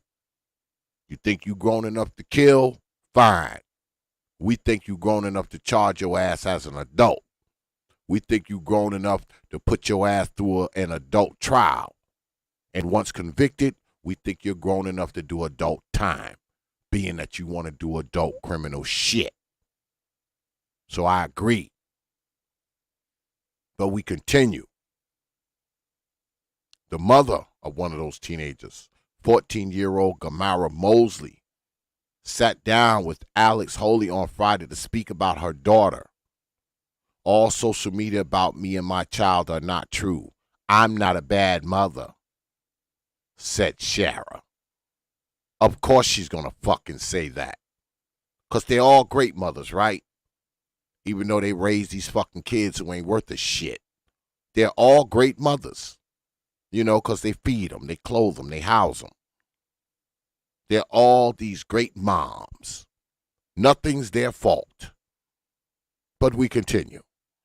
Gamara's grandmother and family attorney Lonnie Fish were also present. Much of the attack was captured on surveillance video. What do you say to some people who watched this video and said, how could a good kid be capable of something like that? Beating a 73-year-old man to death with a traffic cone, asked Alex Holy of Fox 29. Good on you, reporter, because I would have asked the same shit. It's the other kids, and you know, bad influence. She probably didn't know, didn't want to do it. Now, this is old mama talking, right? It's the other kids, and you know, bad influence. She probably didn't want to do it. Yeah, just like she probably didn't want to be out at 3 o'clock in the morning when she should have been inside your fucking house. She probably didn't want to do that either, right? But it continues. The 73-year-old was walking down the 2100 block of Cecil B. Moore Avenue on June 24th when he was attacked just before 3 a.m. Since her father's gone, it's just things are different because we don't have that family like we used to have. We used to be in the house as a family and stuff, Shara explained. She's going through a lot. Why was it so important for you to speak to us? The reporter asked. This is my daughter, and I care. And like I said, she wasn't with me when it happened. Of course she wasn't. We know that. We didn't see your black ass out there. She snuck out that night and was with some bad friends, Shara replied. So she's never snuck out before? Holy asked. No, Shara replied. Well, Shara, do you have a message for James Lambert Jr.'s family? Holy asked. I just want to offer my condolences and apologies. I'm really sorry it happened. I am sorry as a parent. I'm sorry. That's all I can say. I'm just sorry, Shara replied. And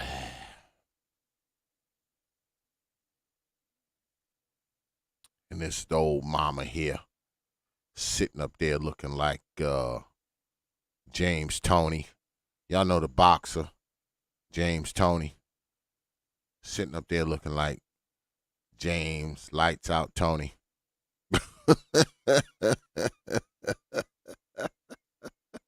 That's what I thought when I first pulled it up. I was like, oh shit, that's James Toney.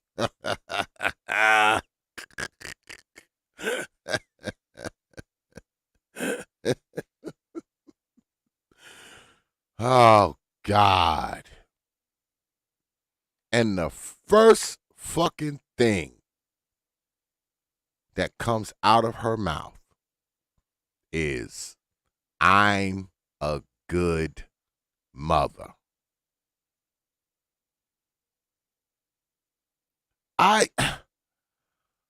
I've always been of the mind that how do you know you're a good mother? How do you know? Isn't that something that your children should be determining, not you? I'm not a bad mother. Of course a black ass gonna say that. Cause with a kid that young doing this kind of shit, where are we to look? Of course we look at the kid. All right. Of course the daughter's a said to well miscreant, degenerate, aspiring thought, I would imagine. But where's she learning that from? Where's she learning that from? And the reporter asked her, is this the first time, that she snuck out the house? She ever snuck out before? No, she never snuck out before. Bullshit. You mean to tell me the first time she ever snuck out the house, she went out and helped murder the man? That's what she did the first time she snuck out the house? And people will say, oh, kids sneak out all the time. But how often do they sneak out and murder someone? They usually sneak out, to be with some boy or sneak out and they drink a beer or to smoke cigarettes or some old shit like that. Sneak out and kill somebody? And we supposed to believe your black ass is a good mother? That's what you want us to believe, James Tony? Is that what you want us to believe, Mr. Tony? Come on, man. But I want to show y'all this girl being that her image has been made public.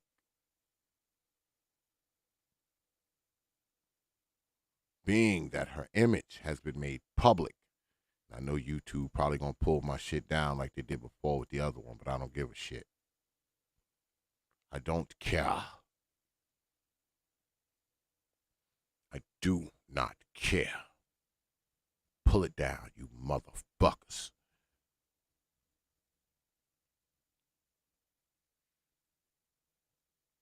Here she is.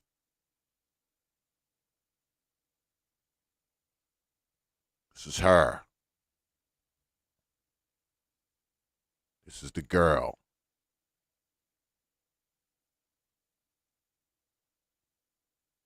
"14 years old.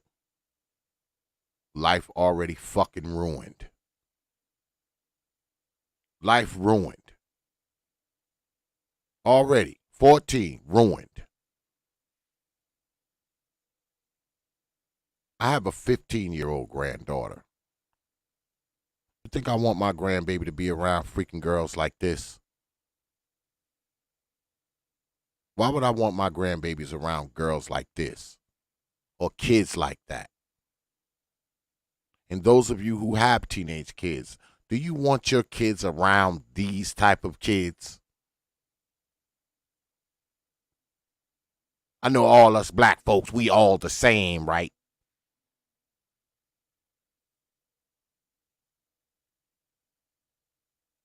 Do you want your kids around these kids?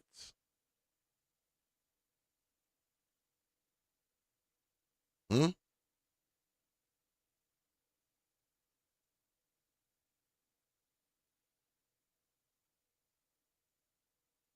"14 years old, life already ruined."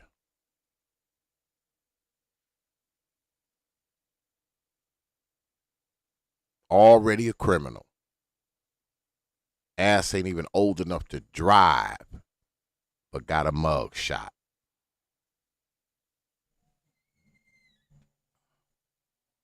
And y'all trying to tell me that crime ain't fucking out of control? Y'all trying to tell me that these old fucking mammies ain't raising a bunch of goddamn degenerate fools? Are y'all trying to tell me that too?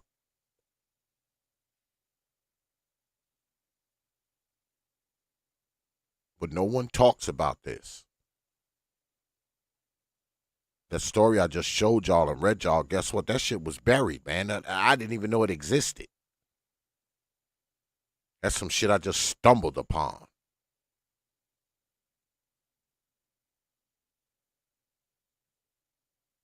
Shit is insane.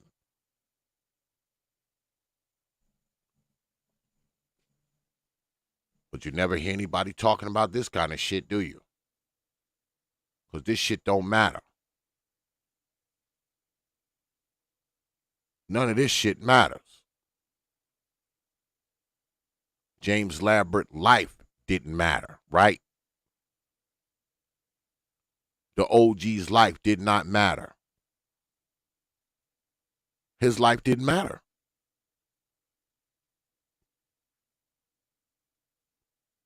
We're the BLMs of the world. We're all these activists. We're Sharpton and Jackson and Crump.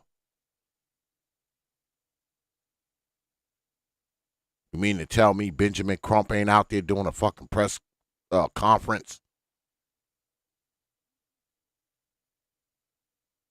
Talking about how bad shit is and how old folks can't even walk the street? And like I said a few nights back, let those kids that had killed the OG had been white. Everybody would be talking about this shit. Every news channel. Every fucking so-called black activist would be on the scene. You'd see everybody out there. Wouldn't you? You'd see the Ben Crumps of the world standing in front of 10 microphones talking about how, oh, our elders, can't even walk the street. Our elders can't even walk the street without being victimized by the racism in America. They took the lives of one of our elders. Cost to them folks, their lives don't mean nothing.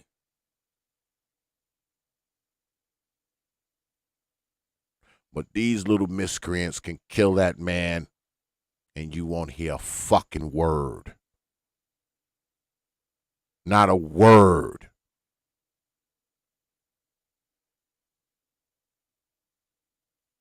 You won't hear a word from a lot of Negroes. I can count on one hand the people that I've seen talk about this. One fucking hand.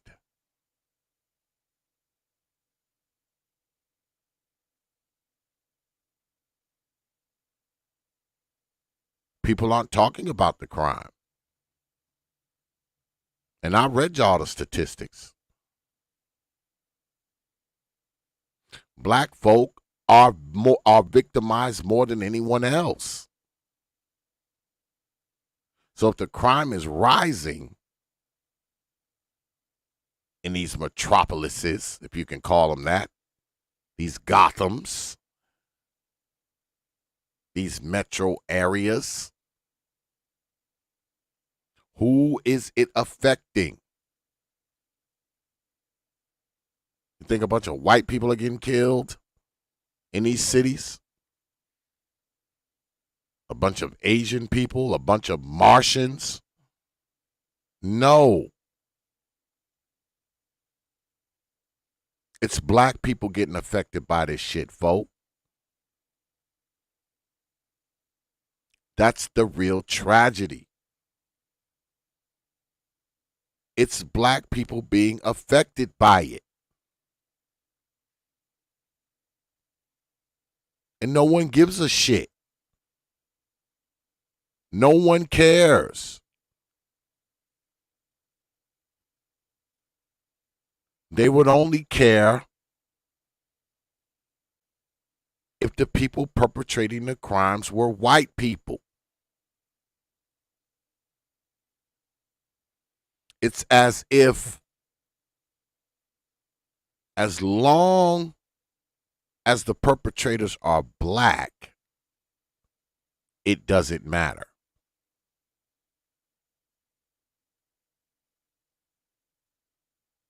And some of these same people who are silent on this shit,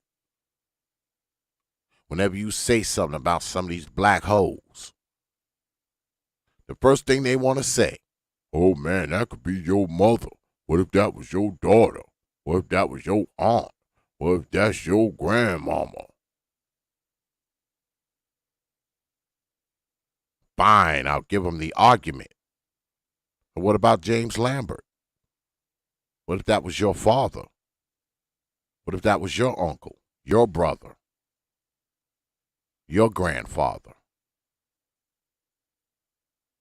Because you know the what if game gets played both ways, right?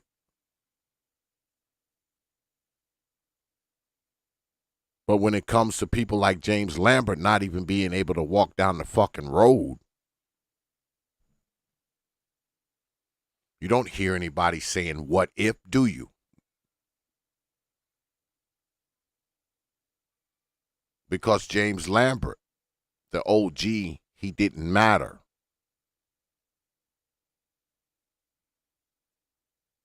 He would have only mattered if white folks had killed him.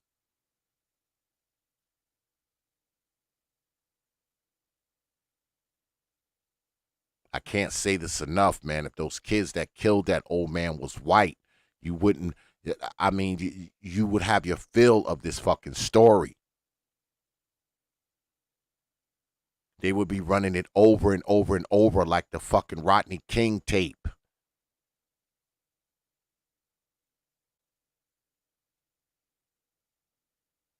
But because the little fucking people that killed him were black, it doesn't even matter. It definitely doesn't matter by mainstream news outlets.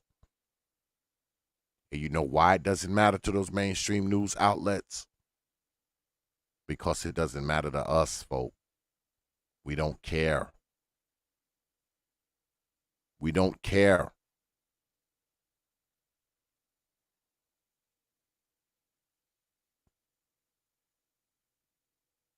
They killed that man, and we'll turn around and try to make the kids that killed him the goddamn victim. Oh, they didn't know what they was doing. They were just fooling around. You got the attorney standing out in front of the courthouse talking about, oh, these are just children, you know, these things happen. Yeah, murder, it just happens. Yeah, it's just something that happens. We get it. 10, 11, 12, 13-year-old people, they always out somewhere killing people. Yeah, we get it. It's normal. It's what kids do. Kill old black men, 3 o'clock in the morning. We get it. We understand.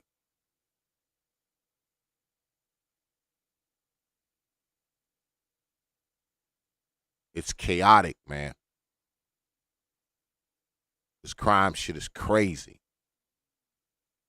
Especially in places like Philadelphia. I mean, Philly has turned into a fucking Beirut with the killings and the shootings and the crimes and the fucking carjackings. It's a straight fucking war zone there. And no one cares. New York City, going straight to crap. Luckily, the fucking district attorney had the wherewithal to do the right thing and drop the charges against this old man. Because anybody that watched that video could clearly see that man was in there fighting for his life. against a man half his age and his girlfriend.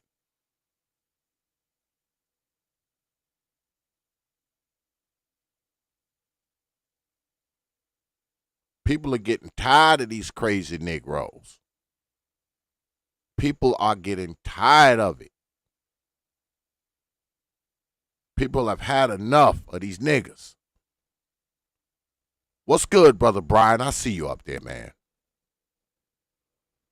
People are getting tired of them, man. They are. People are getting tired of worrying about being carjacked. People are getting tired of worrying about being robbed, assaulted, killed. People are getting tired of having to worry about that shit. And what's going to start happening is these motherfuckers are going to start running up on the wrong people.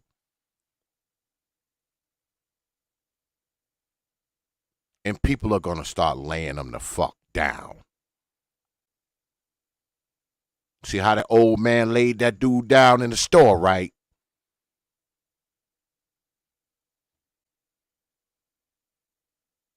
Shit, if the old man had a gun, you know he'd have just shot the shit out of that dude.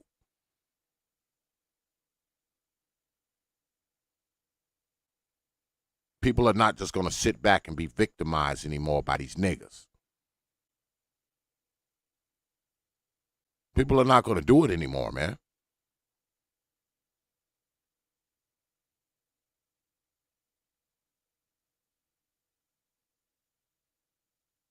People are not going to just sit back and be victimized by these degenerate miscreants anymore.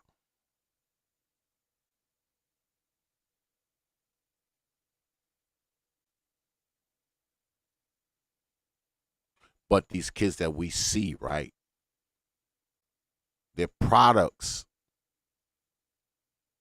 of the freaking baby mamas from 4, 5, 6 years ago. You know those women that you saw walking down the street with 3 and 4 kids trailing behind them with nappy heads and raggedy clothes and crusty faces. But she got 5 feet of weave on. Now those kids are 14. They're 15. They're 16.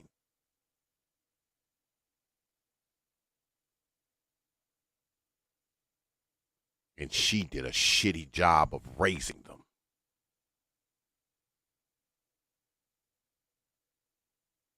So what are they doing now? Running around robbing, stealing, carjacking, killing.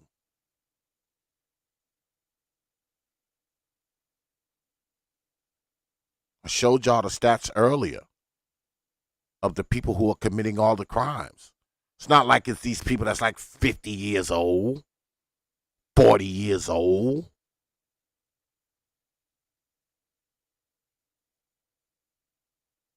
These are people between the ages of 18 and 25. And then you got the people between the ages of 12 and 18. These are young folks doing this, man. These young folks got these cities in a fucking uproar.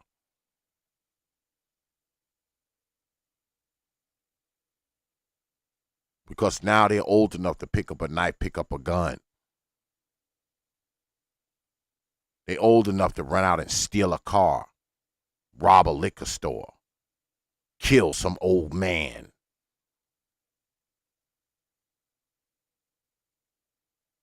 But see, these are the same kids 10 years ago that were being left home by themselves. These are the same kids from 10 years ago who mama's boyfriend was molesting. These are the same kids from 10 years ago that mama was half raising.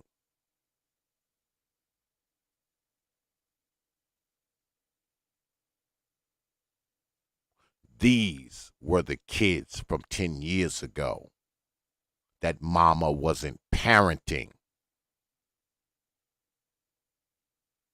Mama wasn't interested in these kids' education,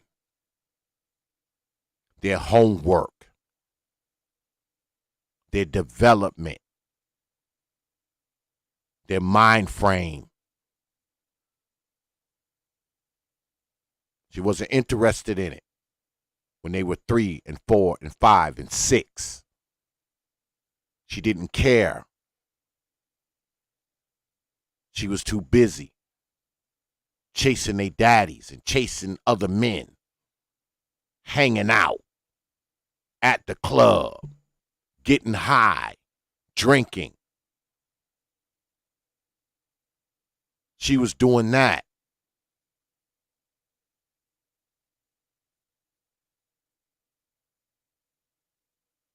Ten years later, now these kids are teenagers. Can barely read, can barely write, can barely count. But they know how to cuss. They know how to sneak out. They know how to steal cars.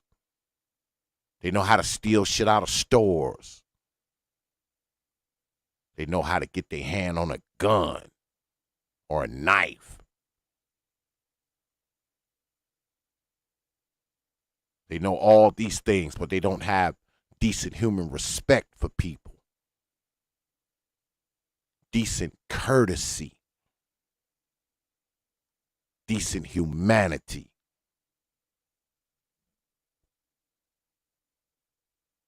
They were raised by mama. And mama can't teach them to speak a language that she herself does not speak.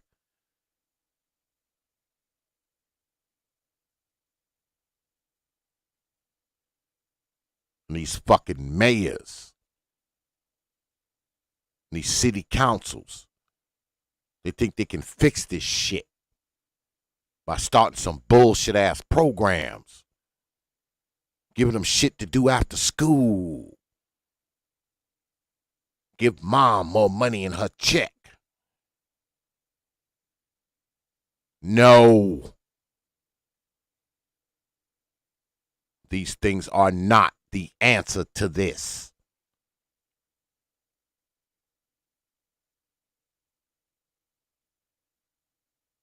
What these kids need is something that they never had.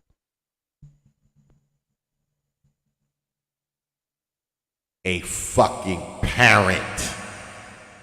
In fact, 2 of them.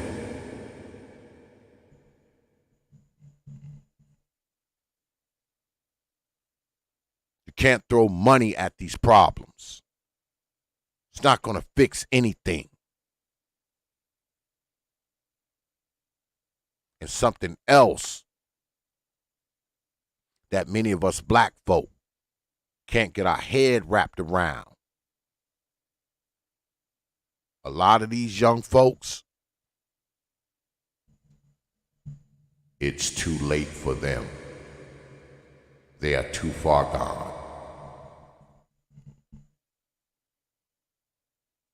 When you say that, people, oh man, you do, shut up, Negro.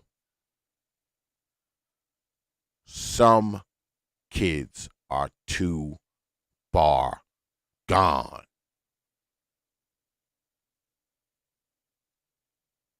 It's like we can't get our head wrapped around the fact that some people just ain't shit, man. And sometimes not being shit starts at a very young age. Some people can't be rehabilitated. I talked to y'all about this a few weeks ago. These kids are 12 and 13 and 14. They charge them as adults. They're going to do real time. These kids may not get out of jail till they 30. When they come out, you think they're going to be fucking prepared for any type of life? Going through some of their most formative years, locked up, and you let them out when they're 30? You think they're still not getting out with that same 12-year-old, 13-year-old, 14-year-old criminal mind? It's just cased inside of a 30-year-old body. It will take something dramatic to turn these people around. And we know it. I started this stream off reading y'all the stats, the recidivism rates, the age of the people who commit most of the crimes. You lock these little young fools up at 12 and 13 and 14 and let them out when they're 30. The black ass is right back in jail in 3 years, 2 years, 4 years. They right back because they get right out and do the same kind of shit.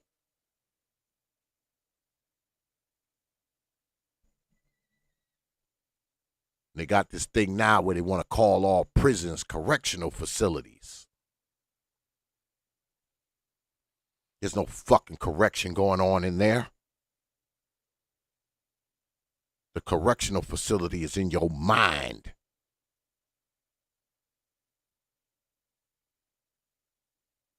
It's not that building made out of brick and mortar and cold steel and iron. No. No correction going on there. Your ass being warehoused like some puppy mill.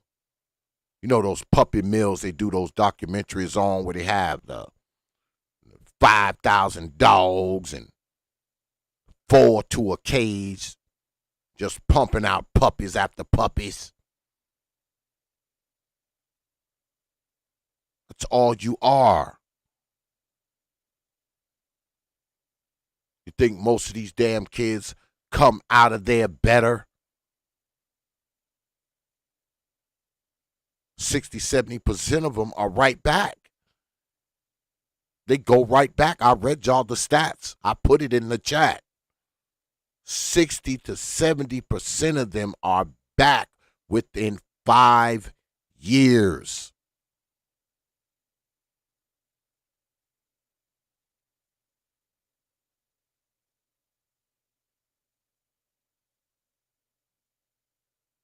And the people that they victimize the most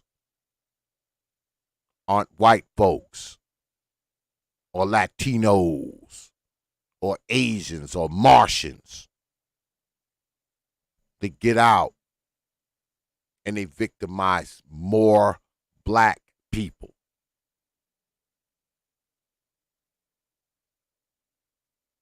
Black people are victimized more than anyone else when it comes to these violent crime shit and killing and murders. Yes, we are victimized more than anybody else. But guess what? Who do you think is victimizing us? Who do you think is victimizing us? Who you think kill and rob and maim more of us? Who do you think does it to us the most? Huh?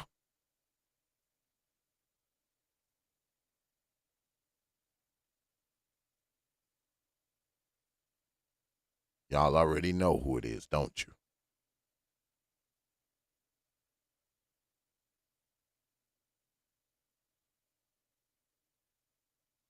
Y'all already know who it is.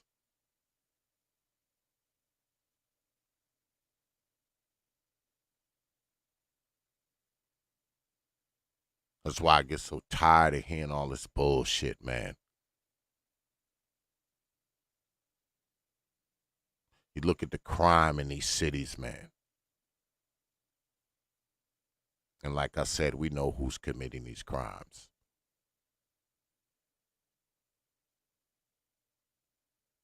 And we claim we know why. But it's not what we say it is, man. It's not this pressure from government. It's not the fucking power structure. It's not this fucking inherited trauma. That man, get the fuck out of here with that shit. No.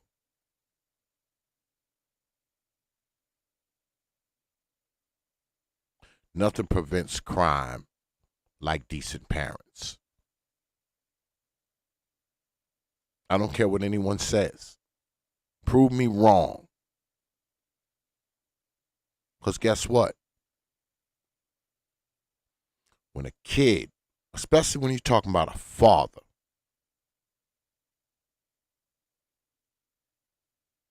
because all these kids that got out there and tortured and beat brother James Lambert to death, they all come from baby mamas. Notice, whenever you see one of them with one of these goddamn one of these old mammies, the ones I've seen, I haven't seen one father yet. Not one. Not one. We've seen 3 of those 7 that were out there. I've yet to see one goddamn father.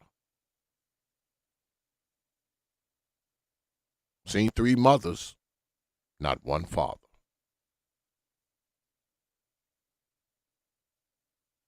But we know the numbers, right? We know the statistics.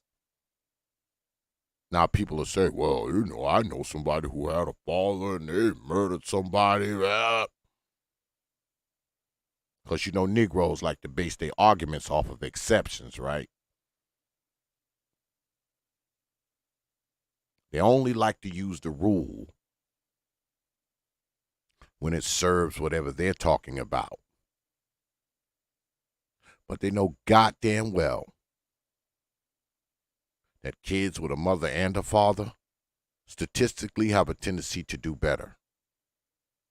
Do better in school. Do better in life. Less likely to be on dope. Less likely to be in the penitentiary. Kids with fathers do statistically better than kids raised by just old mamas. We know that to be true too. Even though you have the people say, oh, well, I know somebody who was raised by a single mother and she had 9 kids and she smoked crack and he grew up to be an astronaut. Yeah, okay. Name me 9 more.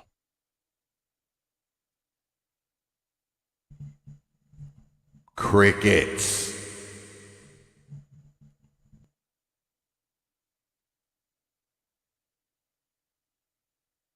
So these kids don't need these bullshit programs put up by some city government. If anything, you might want to give some of these black hoes some parent training. You want to invest in something, give these women some parenting classes. Because goddamn it, with the type of kids that they raising, they damn sure need it. They need it. Because as long as you got these women running around here having baby after baby and no type of father nowhere, man, these cities are going to remain this way. There's no remedy for this shit. And the ones that's already out there, 15, 16, 17, 18 and up, a lot of them, man, it's too late. You got to worry about the ones that's 3, 4, and 5 now. Because in 10 years, they'll be 13, 14, and 15. And they'll be out there robbing houses, shooting, breaking into stores, knocking old ladies in the head, robbing, stealing things. Ain't a whole hell of a lot you can do with the ones that's out there doing it now. They 16, 17, 18 years old. They done killed somebody. They robbing liquor stores. They doing all this bullshit. Only thing you can hope for is that they turn their asses around after they done did about 20 years in prison and come out and they 37. Ain't a lot you can do with them people now. Now people probably want to believe, oh, well, you know, people can turn around. Yeah, if they want to. If they want to. But it's going to be up to them. It's not going to be this big mass spiritual awakening for these little degenerates. Because like I said, 6, 7 out of 10 of them will be right back in prison within 3 years. Within 3 years, they're back in prison. So that lets you know right there that the bulk of them have no intention on changing. When you got 60, 70% of them back in jail in the first 3 to 5 years, does that sound like someone who wants to change? And I know a lot of us are on this keep hope alive shit, but all you got to do, man, is read your newspaper like I do. Turn on your television set. Look on the fucking internet. You can see this shit unfolding for yourself. And I'm a person who believes in seeing the bright side of things, man, but I'm sorry.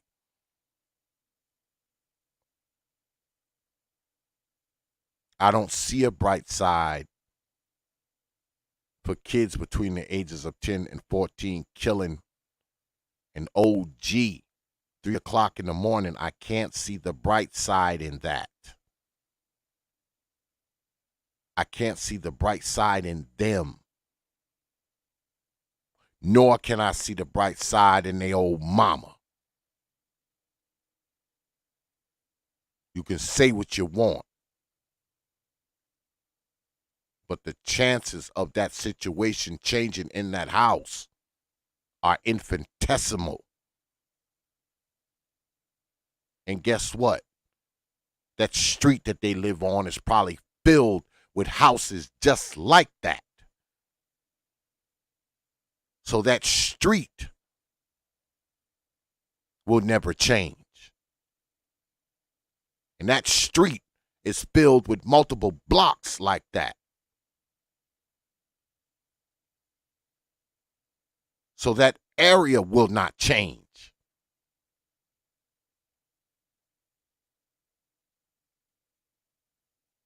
Because it starts house by house, does it not? Houses make up streets. Streets make up blocks.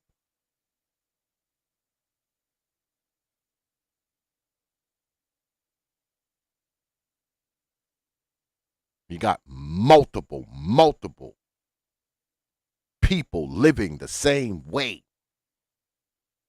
Multiple people being raised by these women who don't know how to raise these children. They don't have it in them to raise these children. They're ill-equipped. House by house, street by street, block by block. Those neighborhoods turn to shit.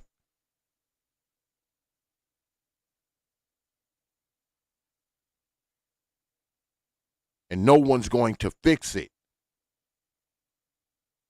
Government will not fix it. Money will not fix it.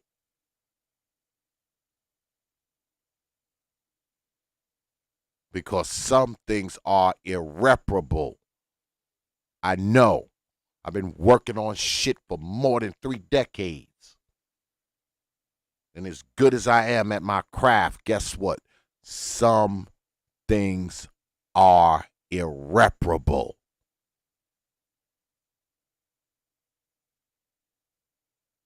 And unfortunately, many parts of black society, brothers, are irreparable.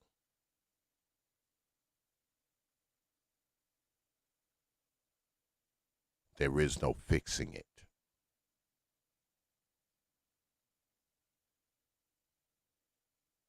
You can't throw money at it.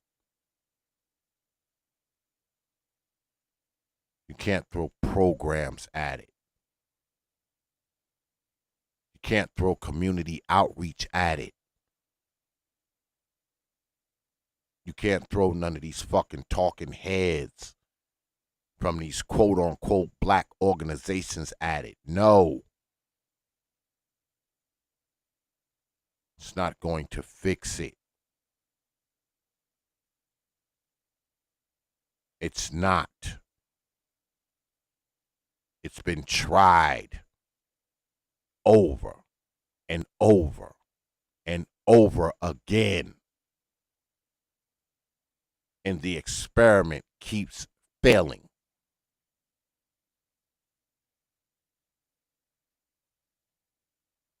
And this is what we are left with. Death. Destruction.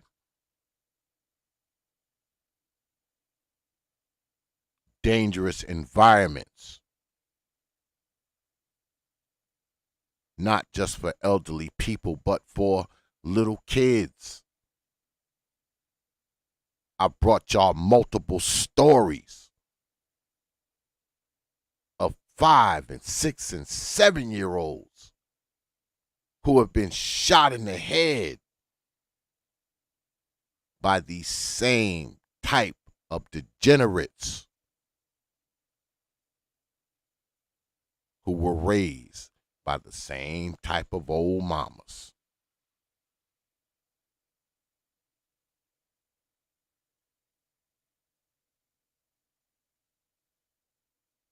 These folk have not just made the streets of the cities unsafe for each other.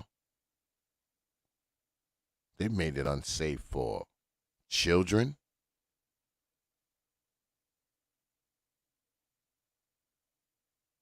elderly people, innocent people.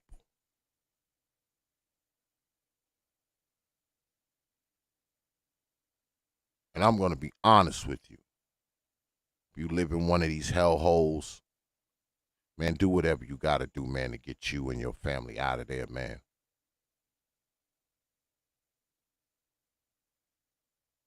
Do whatever you got to do, man, to get your babies away from that shit. Get your woman away from that shit. Get your people away from that shit. I hope you're not one of those persons who buy into the whole, oh, we got to stay in the hood. We safer in the hood. How the fuck is that? You're more likely to be killed around them motherfuckers than you are anywhere else. Because I've heard people say that, oh, you safer in the hood. How the fuck is that? You're more likely to be killed in that motherfucker than you are anywhere else. Because there's more people that look like you there. And you're more likely to be killed by someone that looks like you than by someone else. Regardless of what these fucking people be telling you, man. They're full of shit.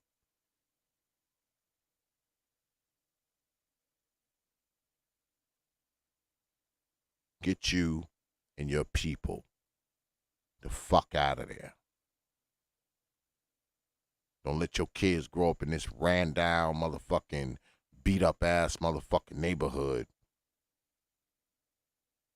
due to some fucking loyalty that doesn't mean shit. because you don't want people to think you living white. Man, fuck what these people think. Because they don't give a fuck about what you think. They don't give a fuck about you. They'll shoot your ass dead just as soon as look at you.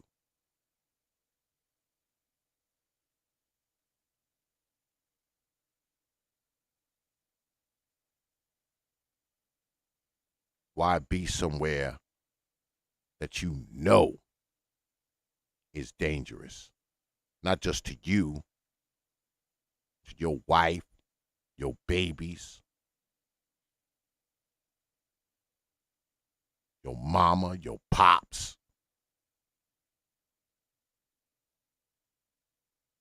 Why would you want to stay there?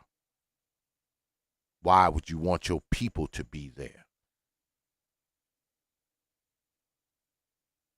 We've been lied to all these years, brothers. We've been lied to all these years. We've been told to fucking just remain in this fucked up place where people around us are dying. We've been told to charge it to the game unless it's done by white folk.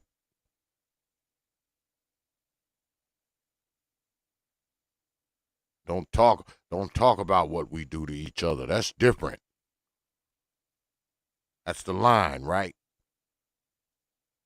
I heard it many, many years ago. Back when Sean Bell was killed in New York City. I heard motherfuckers talk about it on the radio. And a guy came up there and said, man, how come we don't do this when we kill each other? And another brother said, wait a minute, man. Don't try to compare that to what we do to each other. When I heard that shit, man, I knew. When it comes to us, all we want to do is charge it to the game. Or fucking make excuses for it. Because no one has no real answer for it. They make a joke out of it. Oh, y'all always talking about, what about black on black crime? That's white supremacy talking points. So talking about what Negroes do to other Negroes is somehow a white supremacy talking point. Because what they're trying to do is minimize it. Because what they're basically saying is, it doesn't matter what we do to each other. Let's quit focusing on what we do to each other. Let's focus on what white people do to us instead. That's what they're saying.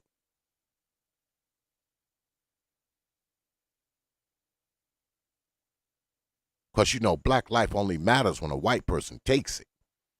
Y'all do realize that, right? Because, see, when a white person kills you, you're more dead. See, you're less dead when a black person kills you. You're more dead when a white person does it. Remember that. But shout out to Brother Sage Highwayman. Brother Sage, I appreciate that, who has been quite the avid supporter of the T.P.O.T YouTube page here lately. I appreciate that, Brother Sage. You know, when you drop coins on this platform, you get this.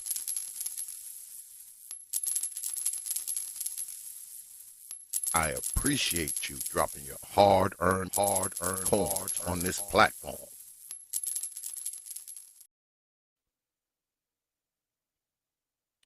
Well, I don't know if you brothers want to come up here and talk about this. If not, I'm going to go ahead and wrap it up. But if you do, you know what to do. Email. It's prophetofthought@yahoo.com. That's prophetofthought, one word, no caps, at yahoo.com. Negroes, if you wish to come up here and opine, discuss it, or maybe you disagree with the shit I said tonight. I don't know. Maybe you want to come up here and say, X, you don't know what the fuck you talking about, Negro. This is what it is. What you're saying is not what it is, X. This is what it is. You might want to come up here and do that. I don't know. That's okay, too. You want to come up here and say that? That's fine, too.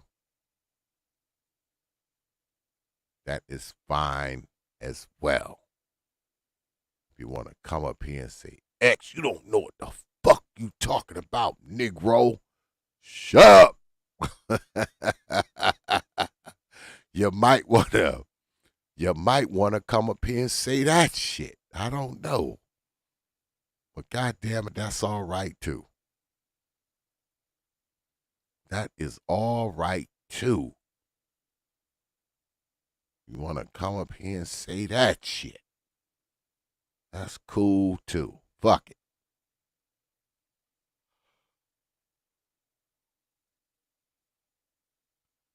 But I wanted to come up here, man, and, talk about this tonight. Because y'all know I do these T.P.O.T. investigate things, and I think it was only right.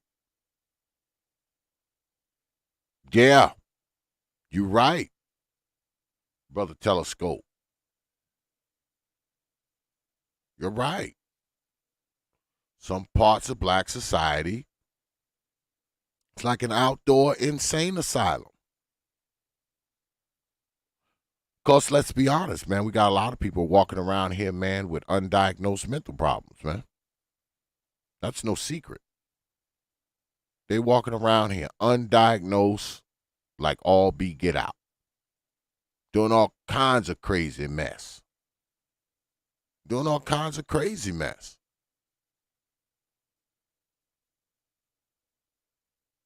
The ones that ain't walking around killing other folks. You got a bunch of these women murdering the kids. I mean,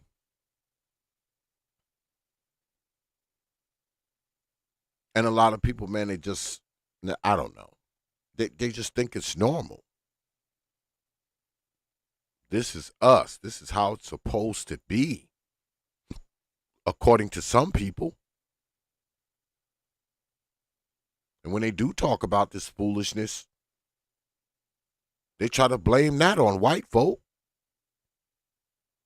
Because the first thing they say, oh, why are these people like this? They're like this because of inherited trauma. They're like this because of redlining. They're like this because of slavery. And my favorite is, well, we got handed this from white folk. We learned this from white folk. Fine. If we're mimicking the worst of white people, if we're mimicking the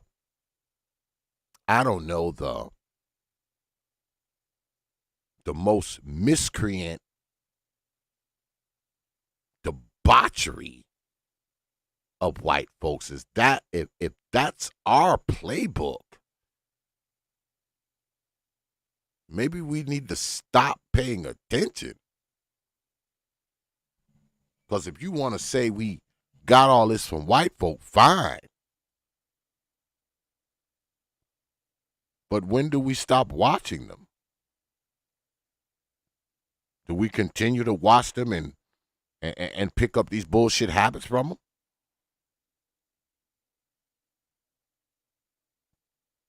Which is rather odd to me. Because people will say, well, we got this from white folk. It's because of white folk. and then will turn around and accuse you of acting white if you do something different, if you achieve a level of success, if you become something in your life, if you build a family, if you go off to college, if you become an entrepreneur, if you become rich, if you move out of the fucking ghetto. They will accuse you of thinking white. But I thought when we're doing all this bullshit, we're thinking white. Which is it? See how that works? Let me say that again. These same people who will tell you the reason why we are like this is because of white people will accuse you of thinking, living, and trying to be white if you get away from all of this and do the opposite of this. So all of this is white, right? All of it. If you're one of the dregs of society, it's because of white people. But if you do something with your life and achieve a level of success, you're trying to be like white people. I don't understand. Which is it?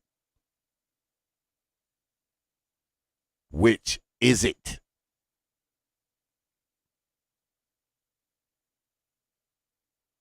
That's why a lot of people, man, you can't listen to them. They do a lot of double talking, man.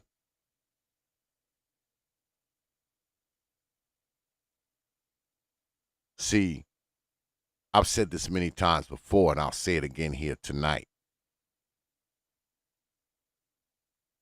We don't want nothing to be labeled as exclusively black unless it's something we can brag on.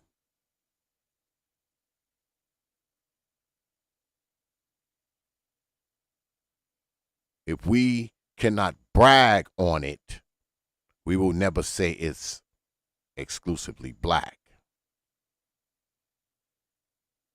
But if there's something we can brag on, now that can be exclusively black.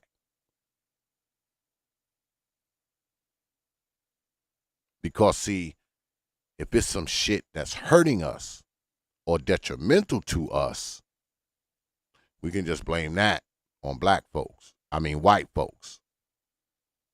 Yeah, we can just blame that on white folk. Shooting, killing, robbing, stealing, that's because of white people. Crime, murder, ran to the ground cities. That's because of white folk. Has nothing to do with us. And if we do it because white folks did something to make us this way.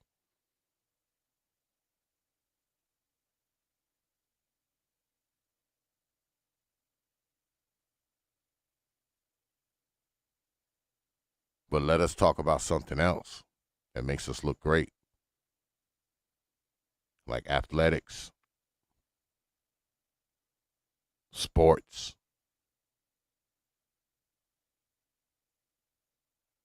entertainment, music. Now that's all because of us. That's exclusive to us. Because, see, we can brag on it. We can brag on it.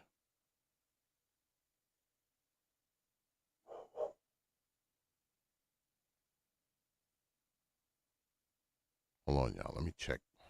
Flip my camera on right quick. Dog acting up out there. Somebody must be here. Hold on a second, y'all.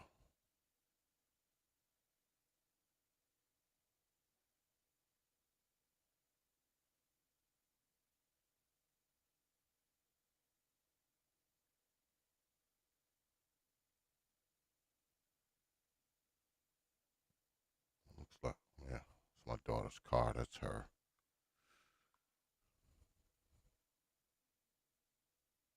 Anyway, my bad, y'all. Yeah, we don't want anything to do with shit that we can't brag on.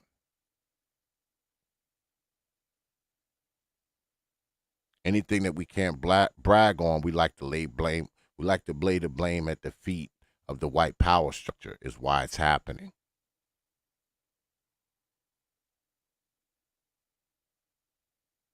James Lambert getting killed by those kids. Y'all do realize that that's because of white people, right? People will figure out a way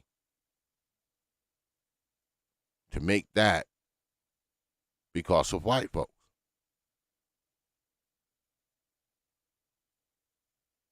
You know, the kids being out 3 o'clock in the morning, that's because of white folk. Then busting the 73-year-old man across the head with a cone. That's all because of white folk.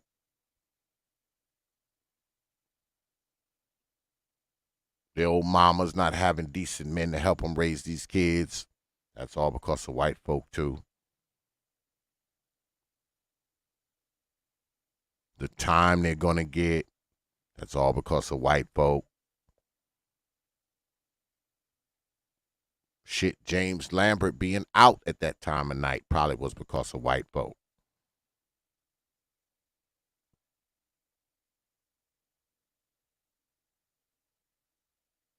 Well, see, that's not the way I see it. I see it as a bunch of half-raised bastards running and ripping the streets, terrorizing that street. And the OG James Lambert just happened to be at the wrong place at the wrong time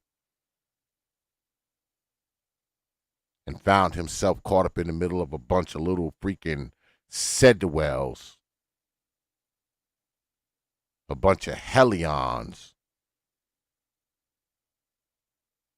Got himself caught in the middle of a bunch of these little people who have no respect for adults,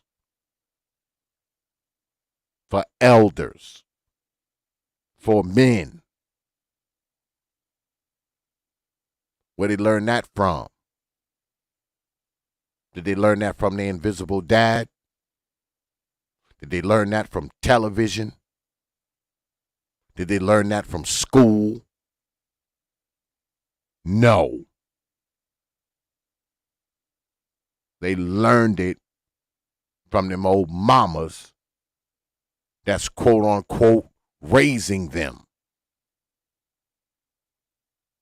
That's how I see it.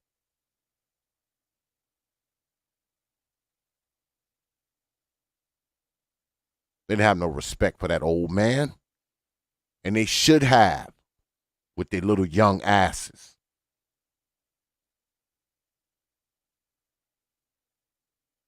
I told Brother Supreme when I talked about it, they don't even know they might have killed one of their grandpappies out there. That man might be one of their granddaddies. How do they know?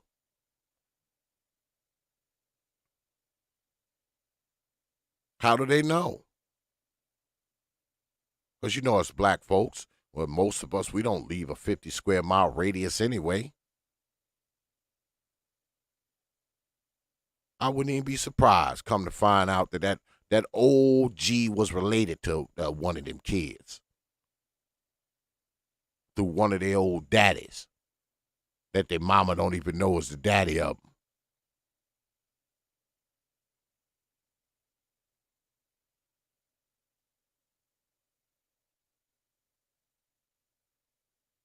That's the time we live in, man. Where these young ass people don't even have respect for elders.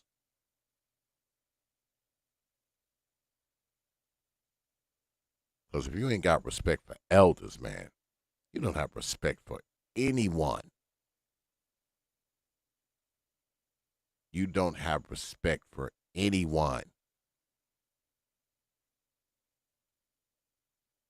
Now, some reports say that the OG had asked them, what are they doing out this time of night? Now, I don't know how true that is. I don't know. And they got upset with him because he asked the question, what are y'all doing out this time of night? Because it was like 2:30, 3 o'clock. And they got upset and started hitting the old fella with rocks and eventually beat him to death with the cones. Now, being that he's a 73-year-old man, him saying that shouldn't have provoked them to do what they did to him. I'm in my 50s, and if he would have asked me that, I wouldn't have felt compelled to hit him with a fucking traffic cone or throw a rock at him or curse him out or tell him to shut his mouth. And I'm in my 50s.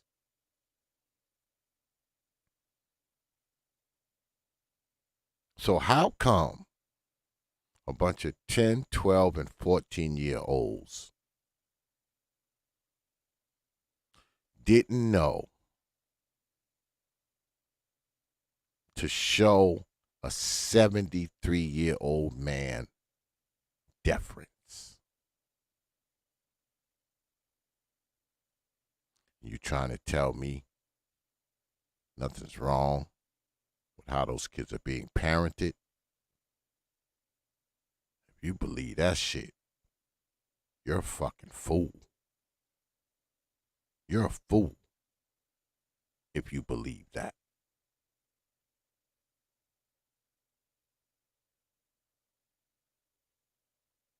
You are a fool. And the problem isn't just these kids in Philadelphia, man. They are fucking indicative. They are representative of millions of fucking kids all over this fucking country. In these cities. There's millions of kids being raised just like them. Doing the same kind of shit. Just that a lot of it hasn't been published. A lot of it hasn't been put on video. It hasn't been on the news. It hasn't been on the internet. I know people would like you to believe that those are the only 7 fucking little kids in America that do this kind of shit. Because that's how people will frame it. Oh, well, you know, this ain't all kids. Of course it's not all kids. It's only fucked up kids like this. Yes, I know. And guess what? I'm pretty sure that it's more than 7 of them in the fucking United States. It's just those 7. And they all gathered there in Philadelphia. There's the only 7 kids that do this kind of shit. But we know better than that. Like I said, we read the newspaper. We watch the news. We on the internet. We know better than that.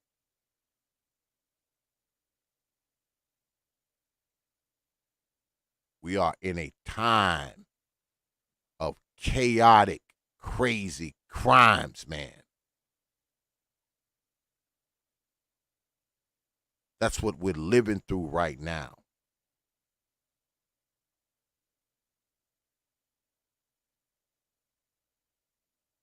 And I don't think it's going to just blow over. That's why I implore you, if you live in one of these fucking cities where crime is just totally off the ship, I don't care what you got to do to get the fuck out of there, man. Sell your car. Sell your house. Whatever the fuck it is to get up out of there, get to going. And get to going like yesterday. And let all those people who talk all this, do that, rebuild this shit, let them stay right there and do it. Come back and check on them. Come back and check on them in about 10, 15 years. See what kind of progress they've made. Come back and check on them in about 10, 15, 20 years. See how much progress they've made. That's all. Who knows? They might surprise you. You might come back and it might be a utopia. They've got rid of all the Negroes and the dope heads and dope sellers, dope peddlers. They've gotten rid of all the baby mamas and the miscreant little bastards they raised. And they might surprise you.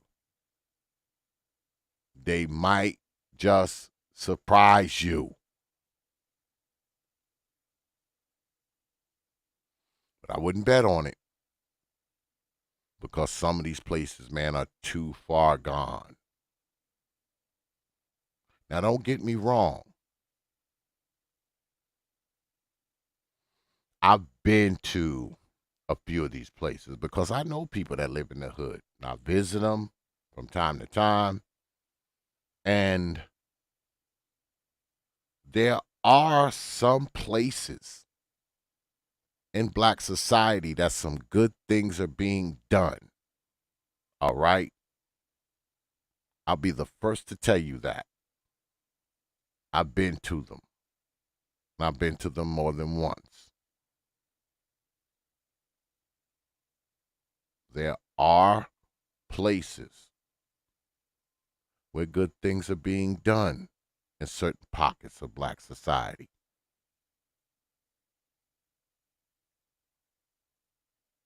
But guess what?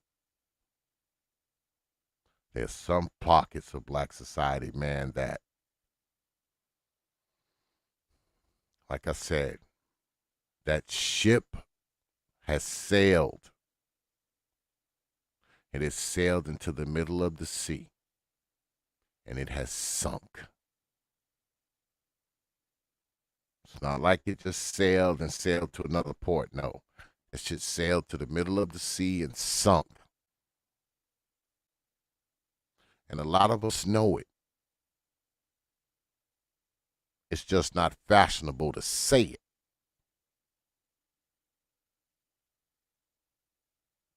Because a lot of us like to be on this whole, don't be a defeatist. It can turn around. I know a lot of places where it turn around. And fine.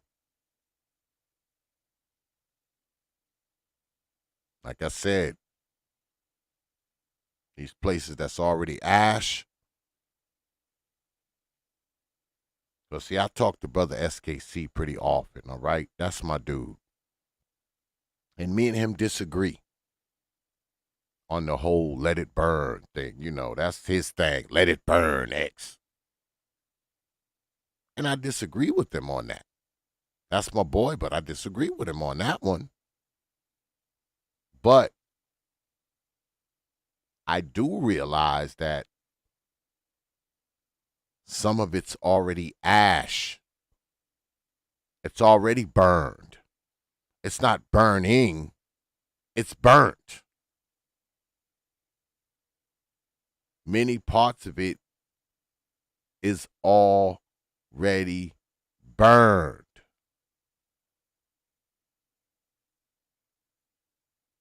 It's burned.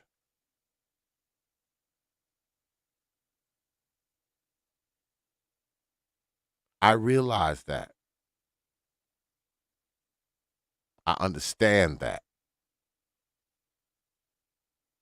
And most importantly, I accept that.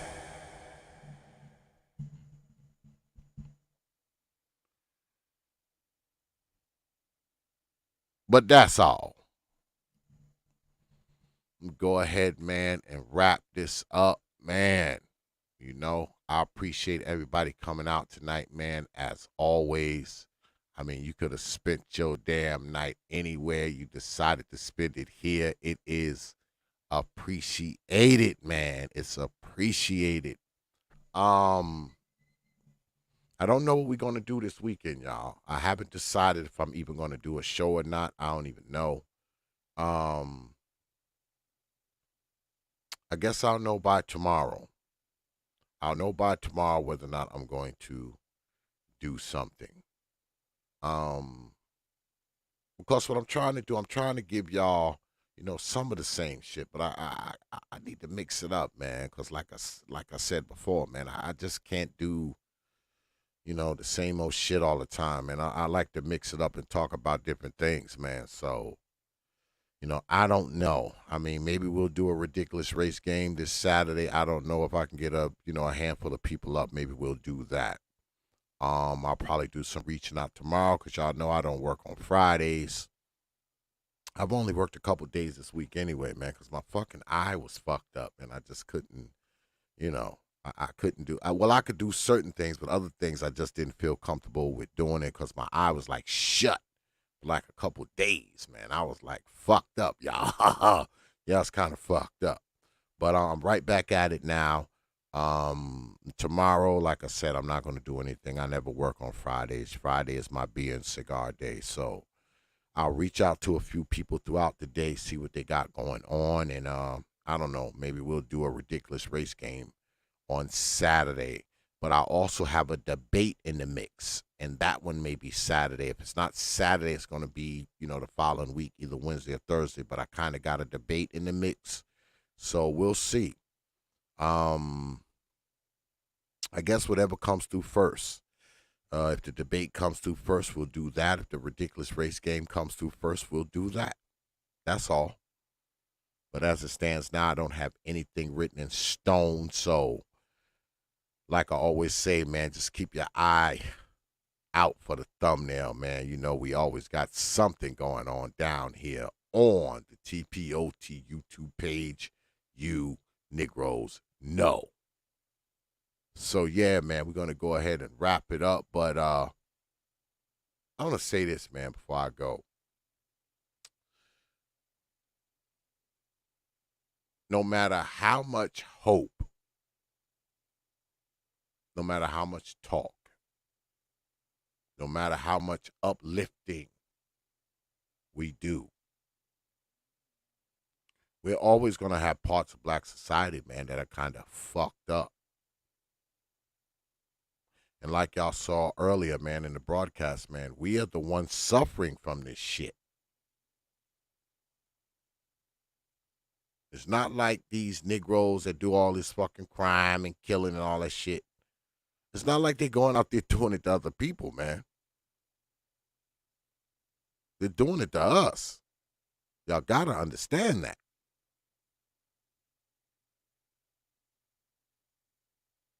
Black folk are the biggest victims of black folks' crime. Y'all do realize that, right? Y'all do realize that. That we are the biggest victims of other black folks' crime. And people will say, oh, well, people do shit to the people that's in close proximity to them. Exactly. That's the point. That's the point. So it's probably a good idea to not be in proximity of these half-raised, half-parented, half-wits. Because they're more likely to rob, stab, shoot, and kill you than they are a white person. That's just a statistical fact. I say again, when you more likely to be killed or shot, or stabbed, or beat, or burglarized, or carjacked, you're more likely to have that done to you by your own people. Is that a good thing? Should we charge that to the game as well?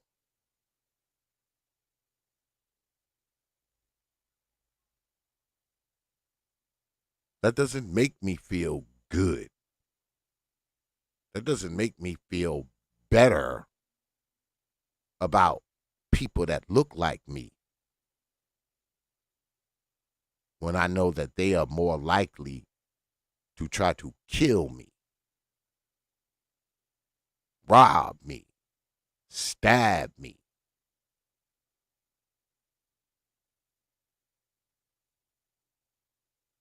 And if that kind of shit makes you feel better, you're probably somebody I don't want to fucking be around.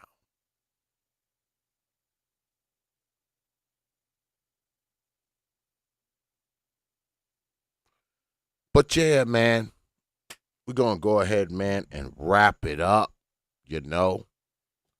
Once again, man, I appreciate everybody coming out tonight, man. As always, like I always say, man, you could have spent your Thursday night anywhere. You decided to spend it here with us, and it is appreciated. You know it is.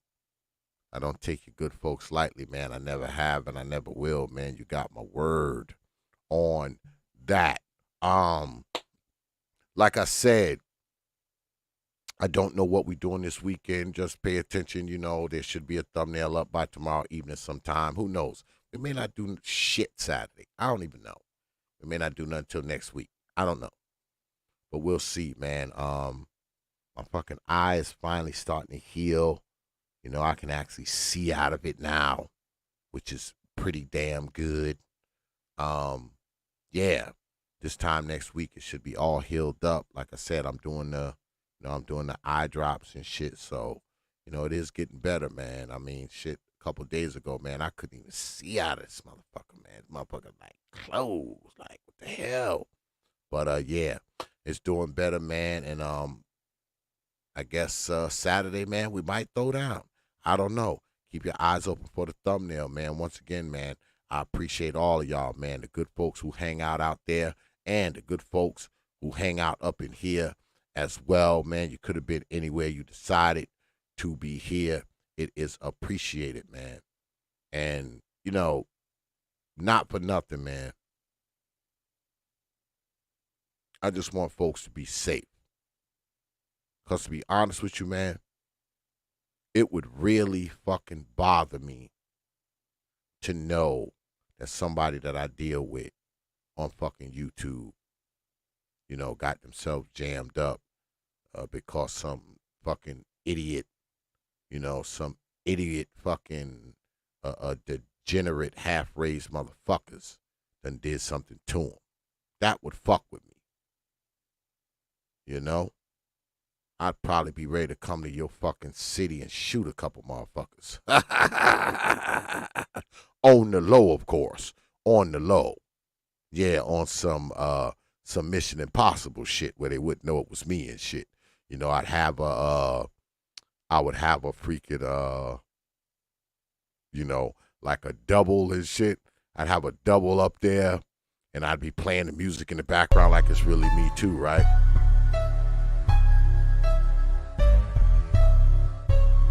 T.P.O.T. InveXtigates.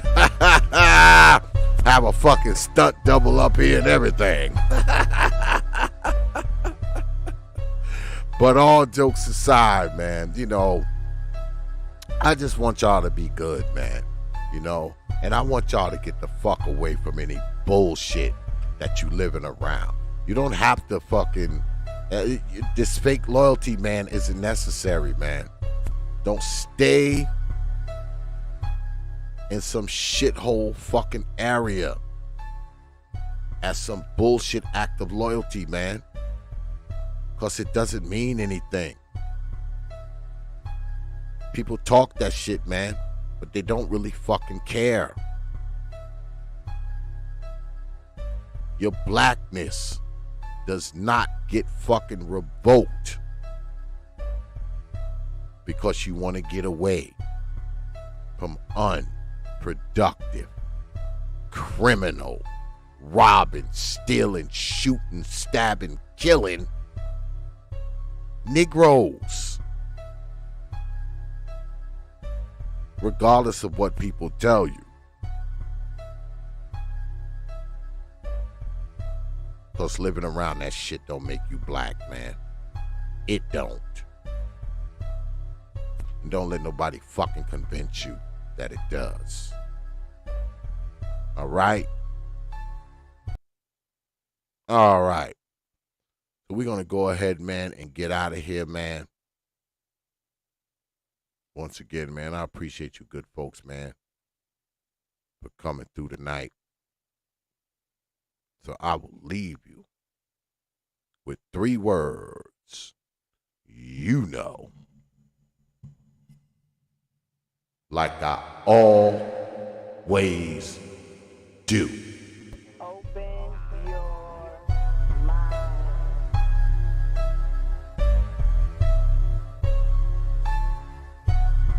T.P.O.T. Investigate, investigate, investigate.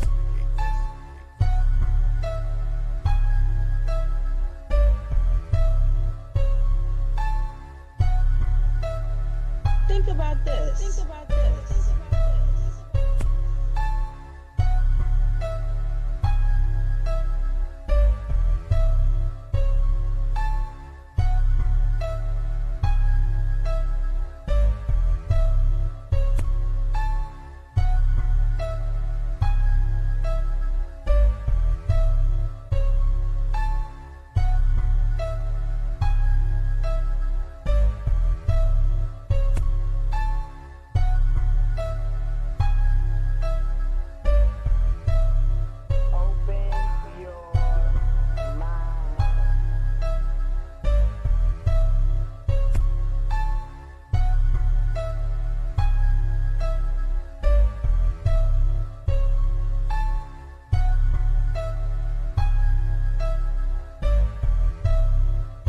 Think about this. Think about this. Think about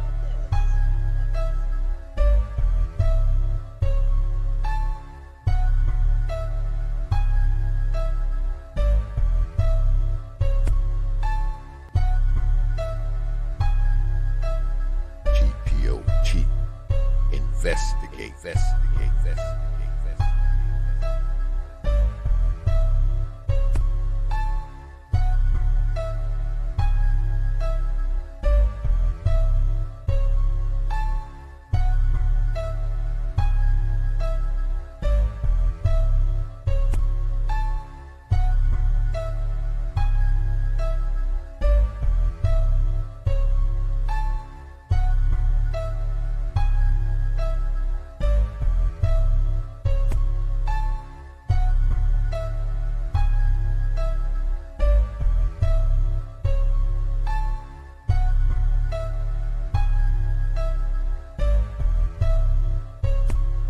Think about this. Think about this. Think about this.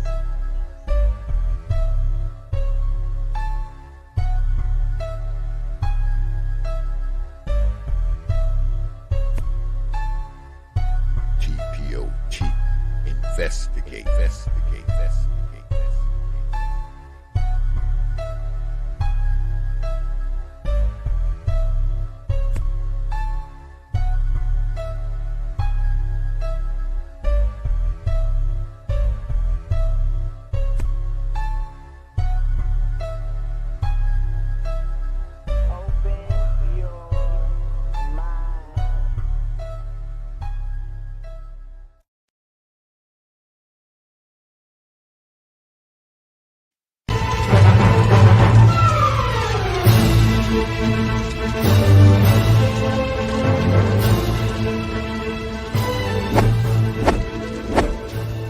Only from T.P.O.T. Media. Open